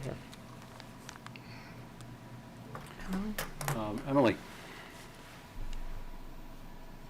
Nothing right now. Okay. George? You have anything? Oh, no, I thought you asked me earlier. No. No. Virginia? I've got one thing from the Conservation Commission. If you haven't seen it already, there's been a letter posted on the Chelmsford social media pages, and it's also on the town website. The Conservation Commission is soliciting any suggestions or concerns that people have about the use of the Warren Pole Farm property. And the letter summarizes things with respect to usage of the property, access to it, and trails. And you can send your feedback to Carl Bischoff at kbisch10@gmail.com or Dave McLaughlin at djmclachlan@comcast.net. And if you just type Warren Poll in the search field on the town website, this letter comes up right at the top. And then I just had a couple of questions. One is, I was thinking about, we always say the chat records are part of the public record. Should those be filed with the minutes? They are. They are? Christina does that. Because they're yeah. not listed as supporting documents or anything, but they're filed with the minutes? I'm pretty sure she does that now, does My she not? understanding. Yeah. Oh, okay. And then the other thing that I thought about is, especially in our goals this year, we put in support for age-friendly and the diversity committee. I've been a liaison to the age-friendly committee, but I was wondering if we want to assign a liaison to the diversity, racial equity, and inclusion committee. I thought we said we were going to let them do their work themselves. I'm not saying to get involved with them, I'm just saying as a liaison to the board, if they, or will they just come through Paul? I think they just come directly to here. I would Okay. assume they'd ask to be on the agenda. I was I actually thought going we to had a ask. discussion to leave them as independent as possible. We weren't going to assign somebody, I just didn't know if we wanted. I mean, I think We'll see maybe if they ask for in one. a couple months or whatever, it'd be a good idea to have them come and. For an update. Yeah. Okay. Give us an update on what they're doing, because I see they're meeting on a pretty regular Yeah, basis. that's what I was, I didn't want them to feel like they were out there on their own, so. Okay, that's all I got. Got a motion? No, not yet. Yeah, My only two are, tomorrow night, the Commissions on Disabilities is meeting at the Town Office Gymnasium, I think, is where they doing it, right? 7 o'clock. And then, I know we're not having the Thanksgiving walk, but we are having the Christmas tree hunt this year. So that's going to start on November 25th, and you can check out on the Open Space website to get a list of the trees. It's also on Facebook and all the different pages. I can't do it as a group, but it is actually an outdoor fun event. I've done it a couple of years in a row. And you just do it at your own leisure. So if you want to get in the mood and the spirit, it's a nice way to do it without being around a ton of people. And that's it. I motion to adjourn. Don't have any press? Oh, Sorry. We can ask if there's any press questions. There's no press on the meeting. So, I don't even know if we ever reported with the Sun now, because Alana took the whole. I know. There's literally like 6 people left. So I'll motion to adjourn. Second. We have a motion and a second. All in favor, roll call, Pat? Aye. Emily? She just gave a thumbs up. George? Aye. Virginia? Aye. And I vote aye. Have a happy Thanksgiving, everyone. Yeah, you too, son.